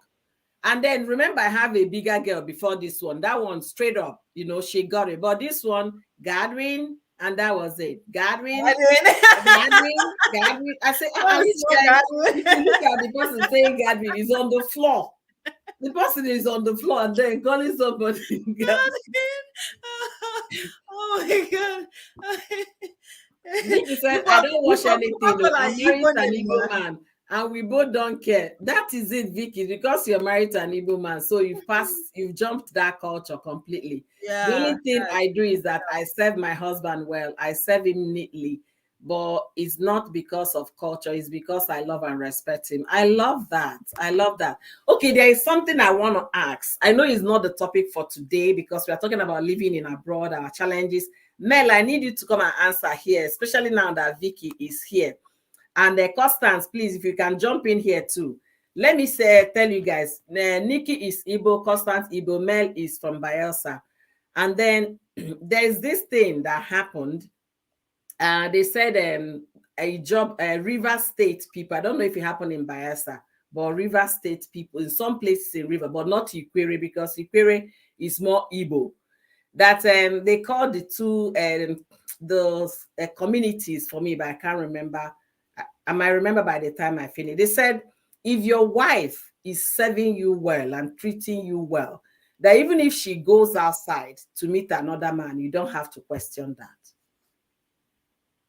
If your husband is treating you well. If your wife that's a woman that is cheating, okay? But she serves you well, respects you, and then, but say in the go outside, that you can't question that. That sounds strange. And he's aware that the woman is cheating, yeah? Because he's cheating. But we have the one that you cannot say is cheating, because we have the one that's almost the woman marrying the man, so the woman is allowed to have more than one husband too. So I don't know if it's that case. We have people that practice matrilocal. Yes, and everything is like, the women are very powerful. Yes. We do have that, but not all the communities or all the it is some. Yes. My husband is more Rivers. It was more creation of states that put them in Abia State, so they still behave like River people. So when he told me that, I said, no, you can't tell an Igbo man that paid your bride price, even if you're feeding him, that you go outside and then make up with another man and then come back house and he will not ask you about it. Hey, it's not done. Which one is asking about it? You're going to your father's house now. You said I'm answering the question. So Vicky, I want to know what you have to say. Is Vicky still here? The African even say, how are you to your boss in the office? It is an offense, but I actually do not do it to some of my bosses in the office. I will say, good morning, sir. How are you doing? You look good. Okay. Vicky, if you're still in the comment section. She said cheating, yeah. Okay, she answered. Yeah, she said cheating is the biggest form of disrespect. So how do you cheat and still respect? But Vicky, it depends. Now the question Oyoyo is asking, if it's the one that I know, we have people at Vicky. Now what you should say from Bayelsa or from somewhere else? Because we have the ones that they're allowed to marry more than one husband. That's not cheating. Now men that are our men and they're not marrying more than one wife. Some of them have 50 children. They have like 10 wives. Is it not still Bayelsa Rivers people that are getting married to 10 wives and having 50 children? Vicky, Mel's name, she's asking for your name, is Trending Gist with Octavia. Trending Gist. I watch Vicky say. Or you can look at Mel's Fitness. So she has those two popular channels. So Mel, sincerely, when my husband came telling me that, I was shocked to my bones that it actually happened. So I'm the wife. Let's assume I'm the one footing the bills. You understand? Then I'm taking. So he says, so far you're taking care of that man. You can't question the woman who she services. Hey, Mbano, I couldn't. But the men too, they like to service many people, so you cannot even blame. You understand? Like the servicing is not even like with respect. Like they do it with pride. Like when you ask, they tell you, "I'm a Rivers man." You know, I'm an Ijaw man. That's what you hear. Because we have Ijaw, which is the Ijaws in Bayelsa State. Mm-hmm. But all of us generally, just as when you refer to the Igbos and all the Eastern State, they're all Igbos. We have that with the which they are called the Ijaws, which is Rivers, Bayelsa, and I think some part of Ondo State also, they are called Ijaws. And people like the Okrikas and all of that, they refer to all of them as Ijaws. So it's a normal thing that happens, and the men are able to go out and step out and be proud of this is what. So the part of those cultures that they have the same that women are allowed to marry more than one husband. The woman can step out. It's not against the law. It's not against culture or anything. Tradition. So you've not broken any rule. Yes. Wow. You're just doing what the culture says. I might be leaving now. I need to go and pick my girls. Okay. Thank you so much. We'll be rounding up soon. All right. Thank you. Guys. Please, thank you. Thank you so much, Vicky, for being with us. Thank you, guys. Okay. I think, Mel, we are going to have that discussion on another day, because if I tell you I was not surprised, you understand? He tried to explain it as much as, to the layman's language for me to understand the culture. I said, wow. So then I now said to him that this is the reason why people should ask questions before you get into marriage, so that nothing will be surprised. You understand? It's not when you get into marriage, they start throwing surprises at you. You need to ask, what is the culture for that place? What is this? What is that? Definitely, you need to figure those things out, because I heard it, I was blown away. So we have exceeded our time by 37 minutes. Vicky said, I am for no culture. I am Vicky on my own. And Ella said, I disagree with you, Vicky. I don't think cheating means disrespect 100% sure, but cheating is still disrespect. Which one you they agree? You say you don't think it's disrespect, but based on what Mel explained, some cultures accept those kind of things, so it's not. Yeah, you can marry more than one husband, so they just have this one here, have the other one there, have the other one there, and they know. It's not as if it's secret. That's the difference now. When you cheat, you keep it as a secret.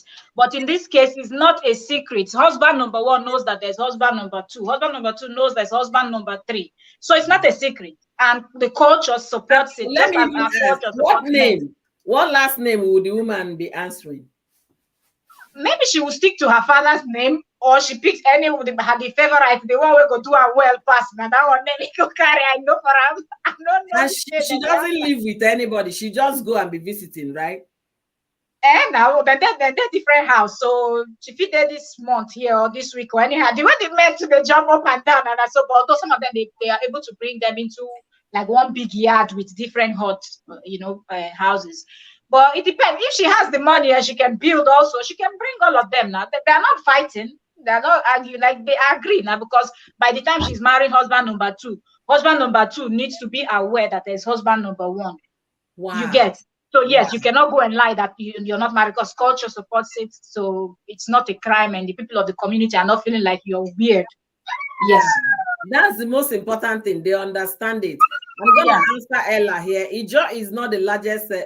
She said the fourth largest ethnic group. I don't know if Ijaw is the fourth largest, though. I don't know. That I can't verify. But if you already have the information, that's fine. Vicky said maybe that man is being fed up by his wife or he's under a spell. You see, Vicky is talking like an Igbo girl because that's the way I'm looking, moping. Vicky, it be like say you know grow up for Bayelsa, or maybe you go back for 1 month, go learn culture, come before you go back to Abuja. She's speaking like an Igbo girl. She doesn't even know half of the thing. And the thing doesn't happen in Bayelsa. See, Vicky. Vicky happens, oh. It happens. Vicky, no, embarrass us. Which one be no happen for Bayelsa? Okay, my father is from River State. My mom is from Bayelsa. Okay, so I be typical Ijaw woman. But most times people make the mistake because we have people that are called the Ijaws in Bayelsa, and so most times when you say you are Ijaw, people feel like it's the Ijaw. It's not the Ijaw. Okay, Vicky, hands up. Answer for the comment section. If you be Bayelsa, I don't hear you. Answer, make I see. So most of people feel like you're Ijaw, but I like I just said now, it extends to part of Ondo State, which is not Yoruba then be. They also get some part of Ondo State, which they are also referred to as Ijaws. Your Creekers, are they not River State? They also refer to as Ijaws. You get so they have the massive Ijaw, and you have the people that is their name, the Ijaws in Bayelsa. But in general, the riverine and all of that, the water people, all those kind of, they are mostly referred to as Ijaws. That they are mostly fishermen, fisherwomen, and all those kind of things. Mel, relax. That's part of her being a mother. Come on. Ella said cheating doesn't mean a man is irresponsible, but it is broad on my in my own perspective. Yeah, cheating is cheating, whether we look at it as his responsibility on the man's part or not. Vicky is irresponsible.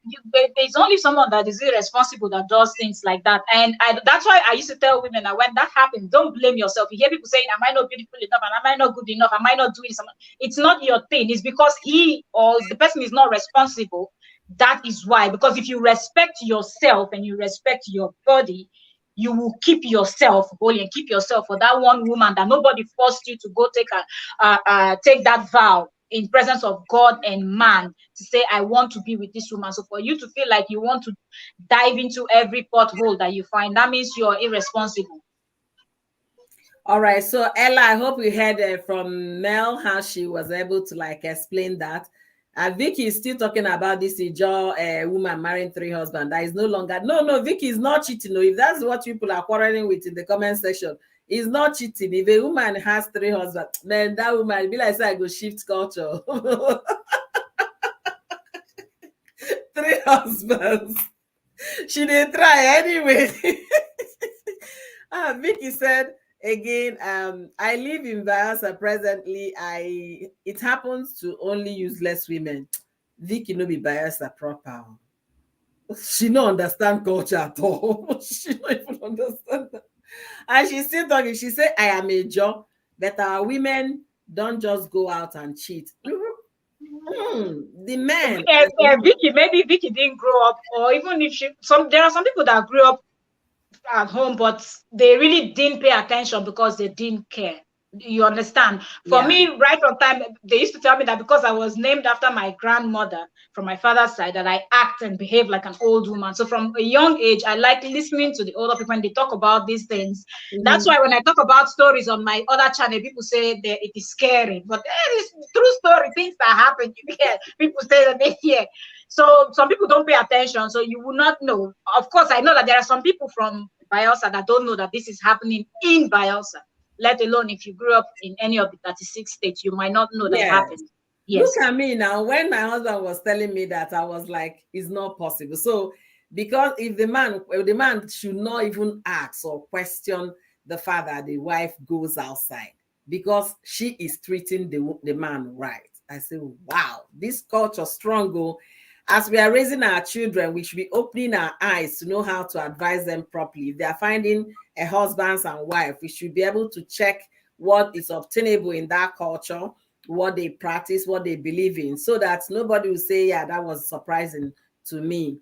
Only responsible people cheat on their spouses. Yeah, that is understandable. But in our old way of doing things as Africans, men, they have concubines, and most communities in Africa allow those. So, but because we're educated now and we are beginning to embrace more Western lifestyle, so it's becoming to be like an omen for men to do, but it's being practiced from century upon century, generation upon generation. It has become part of life. So it's like we are forcing today's men, to conform to what the Western world lifestyle is, and it's very difficult. That's why the likes of but you know that people used to say this thing that Western like they do, but not be the same them they get swingers club, not be the Westerners get them. And that one is not the culture, you understand? It's just very few people that say I get money. I want how do they feel now when the clubs they everywhere spread all over in their continents and many of them. For example, here when I date, sometimes when they hear story they fly. Some people they like maybe people come power their wife. You understand? So then they do them, but they keep them very secretive. And we our own men that they get bold. Now you get in the but here some men now they beg you, make you as some their fellow man make come power their wife because now waiting their wife like. And therefore, they don't blackmail, then they come they pay extra. So there's a lot going on with them. And for example, those of them where get those club, you know what they do? They always wait, I'm talking. They always go to those clubs and they exchange every time. It's just like they have football club that you have Manchester United, Chelsea. It's the same way. They just go and they go to the party and then you exchange. You and everybody that they go as couple and it's a club and they pay and they do everything. Take care of themselves, just as you have your bank card that when you go to your ATM card, for example, that you want to withdraw money. That's how they have like special cards to enter the places. You have special card, high security. But then when you enter inside there, not be switch. That's what they do. When you get in there, they switch. Somebody go carry your wife from you. You go carry another person's wife. One person go carry your husband. The other do finish. Later on, go back. You get so yeah. Let me see. But I have not seen any job married to 3 husbands. Not even my grandmother's friend. And Vicky asks now. They will tell you all you need to do is just ask if it's something that is part of the culture in some parts, and they will tell you the parts that practice it.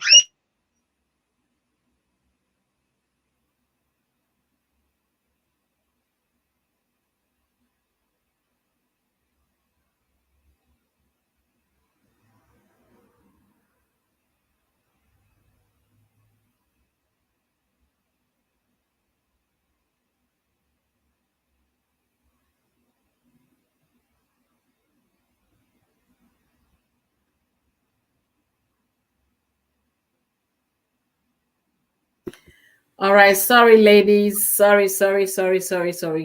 Thank you all for joining us today. We are kind of getting it so heated up at this late period in our live stream. And Vicky is busy commenting. We've exceeded our time. Honestly, I really don't know how to round it up. Well, we exceeded our time. We usually have 2 hours. But today we are going all the way almost to 3 hours. So in the next few minutes will be 3 hours. It's been an interesting conversation. We started with our challenges, what we go through living overseas, the benefit, the bad, the good, and the ugly. We didn't even finish what we wanted to say because I didn't talk about the fact that when our kids are going to school, sometimes we are terrified because of the rate of the alarming rate of gun violence in the country where I stay. So that one is another challenge we go through. You keep praying that your child will meet you home. And as you go to grocery stores these days, you're still praying that you come out alive. So those are the challenges we face living overseas. And we now diverted our discussion to other things and all of that, which formed part of our culture as well. So we are so grateful to Vicky, to Ella. They really had a lot of conversation in the comment section. Vicky said, I have never not seen an Ijaw woman married to 3 husbands, not even my grandmother's friend. No. Maybe is another Ijaw, not my side. Okay. Mel is not here to answer to that, Vicky. So Ella said, no, I say a man is irresponsible if he's not capable to take care of his wife or cannot carry his family's responsibility. And all this is my own opinion. Absolutely. We understand that, Ella. Thank you so much. Just give me 1 second.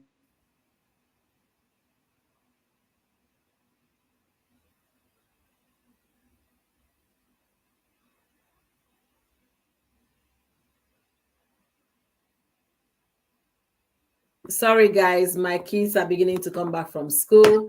If a man is good in everything, he's not maltreating his wife and he's just only cheating is his bad habit. Should we say he's an irresponsible man? He's still responsible as far as I'm concerned because he's still doing one of the bad things. But like we said here, from generation to generation, African men, they've continued to have concubines, and if it has been a trend and allowed. But because we are now educated and we are now embracing more of Western world, we are trying to make them conform to what is obtainable in our society and in our own generation. So it's becoming very difficult for some men to adjust to that. Okay, Ella, but me, I can't tolerate a cheating husband, Sha. If you like, give me all. Absolutely, that's just the truth. Swinger club full Italy, white couple told me. Honestly, Ella, I saw those ones. There are some Italian movies I watched. I say show where you just go carry your husband. 2 of the husband and wife will go there just for enjoyment. The man will face another woman. The woman will face another man. They call it end of time now. Waiting, I go talk about that one. Now, wow, person go carry my husband. I go do a look swing club. Vicky. Okay, ladies, we're actually gonna round up now. It's very interesting meeting all of you today and having all of you join us today. We really appreciate. Now, wow, person go carry my husband. I go the look swinger club. Okay, guys, it was nice being here. I enjoyed every bit of it. Thank you so much, Vicky. We appreciate you. Bye. To Mel said I should drop the link. Oh, sorry, sweetie. Let me get Mel because we have to say goodbye. And Constance has been patiently waiting. I know he's way off her time also there. So Mel, the link is dropped for you to come in and say bye-bye. Constance, please, if you have 1 or 2 things to say before we round up, just go ahead, sweetie.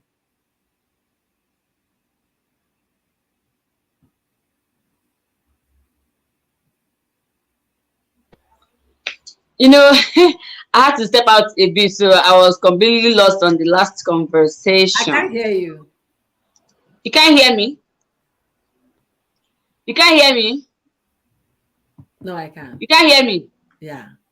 Oh, let me go out and come in. From me. No, it's not from me. Ah. Okay. I think you can hear me now.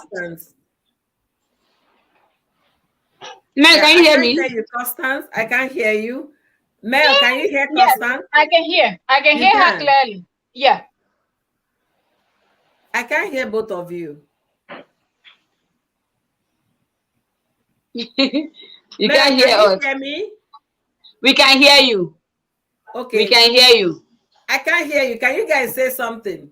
We can hear you. Hello. Can you hear now? I can hear Mel. I can hear Oyoyo. Yeah, me too. I can hear her clearly. Well, I guess the sound is from her side. Yeah, it's from me. I turned it off when I was getting a call. Sorry about that. So I didn't know if you guys heard me when I was talking, reading all the text messages. Mel, please, you need to connect with Vicky because Vicky totally did not understand anything we talked about that question. I watch her, but she doesn't know that I watch her. Because when I heard Bunny go say she was Bayelsa, so I went to check her channel and I was laughing when I saw that her intro. So I watched her videos where I think she dropped a video at advising pregnant YouTubers. I think that's her latest video. That's her latest one. Yeah. I watch her, but she doesn't know. Okay. So now, Vicky, you've met your sister here, so you guys should connect and be organic with each other. All right, we've exceeded our time and we are so most grateful. A lot of things we wanted to say, we didn't finish it all.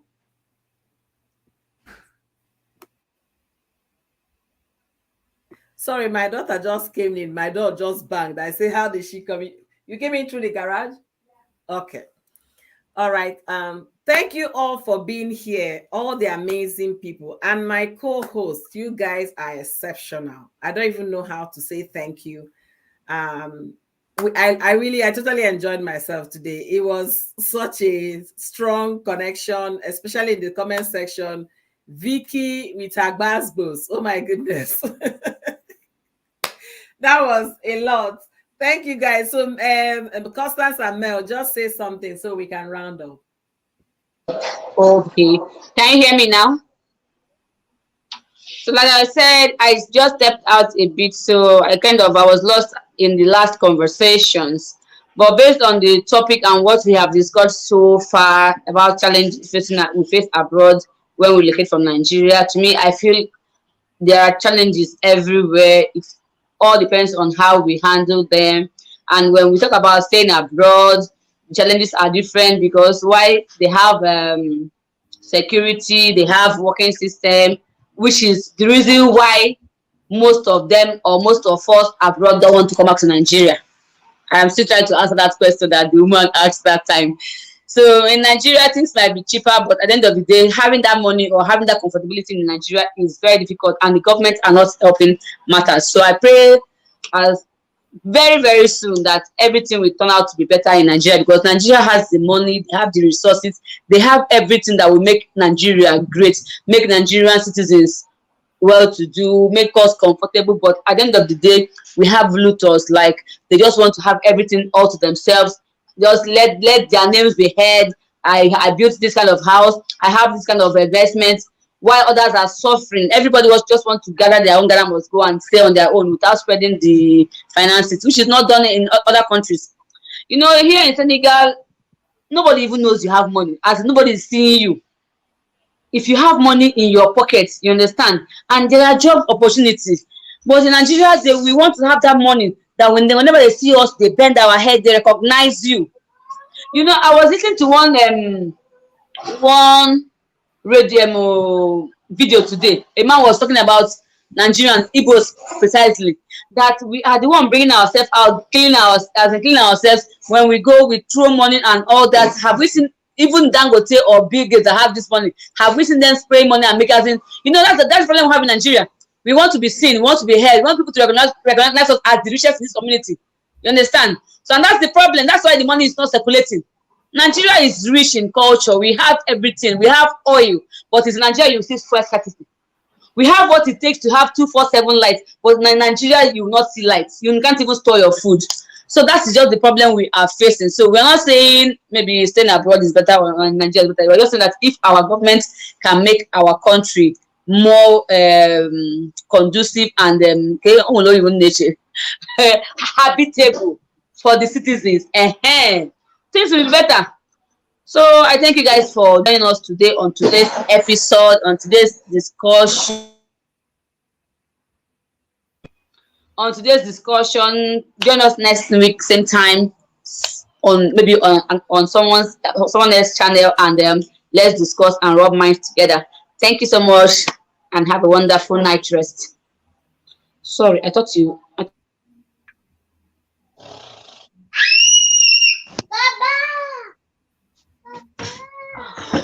You know, I had to step out a bit, so I was completely lost on the last conversation.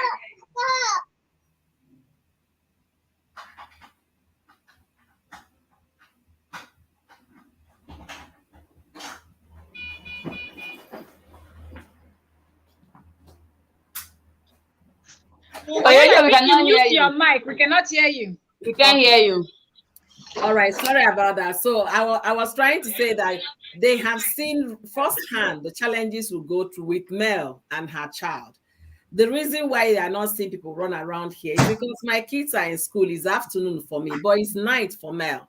and she needs to be attending to the child. You understand? And she's juggling live stream, trying to make life balance. So the challenges are there, but the benefit, like Constance listed out, the stability in the country, the infrastructure, the health system, the security, those are the challenges that when you think about what is happening to Nigeria now, you can't just pack your bags and go home. Then again, the people back home, if you come back, they think you're coming to take their position, you're coming to take the job from them. They will still, some of them will antagonize with you. I know a few Nigerians that have left here, went back home because they were asked to come. And then when they came, try to straighten them. There must be checks and balances, accountability. They made sure they frustrated those guys and they left. Because when you have worked, especially in a system that is functional, the issue of backdoor and brown envelope will not be the thing you're going to champion. You're going to champion it right. You're going to make sure that if you're doing this, you're going to be held responsible. And people don't understand that language. That's why a lot of people that live overseas back to Nigeria still end up going back because of the level of corruption, because of infrastructures, because of security, bad health system, and all of that. So Mel, you're going to round up for us so that you can give our little princess some time. Yeah, immediately I finish now, she will start ignoring me. All right, you people, you said it all. There's challenges everywhere, but I feel like the challenges are kind of different. That's why people back home, you hear that say you people complain, but you people don't come back home because you sitting back home, you feel like the challenges people have there is better. While we over here, we're feeling like the challenges people have over there, it's better. But I feel like they're both challenges, but they differ in a way. Well, I believe that determination, they say, leads to success, and there are people out there that they've done it, so I believe we can also do it. And the thing with kids, they grow, right, and they'll get to a point where they'll be able to cook for themselves, fix things on themselves. But when they're past 18, you don't have to keep your eyes on them anymore. So let's just hold on to that, those of us abroad, and the same back home. And now that you're hustling, running around like a crazy person, just keep it going, knowing fully well that there will come a time where these kids will be able to also help you. Days where you're tired, they'll be able to get into the kitchen, cook, clean the house for you, and do all these chores for you. So we've had a nice time. I hope we were able to make some good points today. I will say thank you all so very much. That's all I have to say. My meeting will start screaming. All right, thank you guys. So please don't forget to check my community page next week to know who will be hosting on Thursday. I think Nikki is still around. If she has anything to say. I'm not sure she's back. Hi, Nikki, are you there? She's gone to pick the kids from school. Oh. Yeah, that's what she said. She's going Hello. Hello. Okay, that means they're back. Hey. So Nikki will just say hi so that Nikki's in the car. Oh, she's in the car. Okay, princess, we are leaving. Okay, say hi to mommy, and all right, say hi to mommy. Okay, not Nikki. You guys just see what we are talking about here. All right, bye everyone. Thank you so much, princess, for answering us, and say hi to mommy that we just ended our show. Okay. Okay. All right. So bye everyone.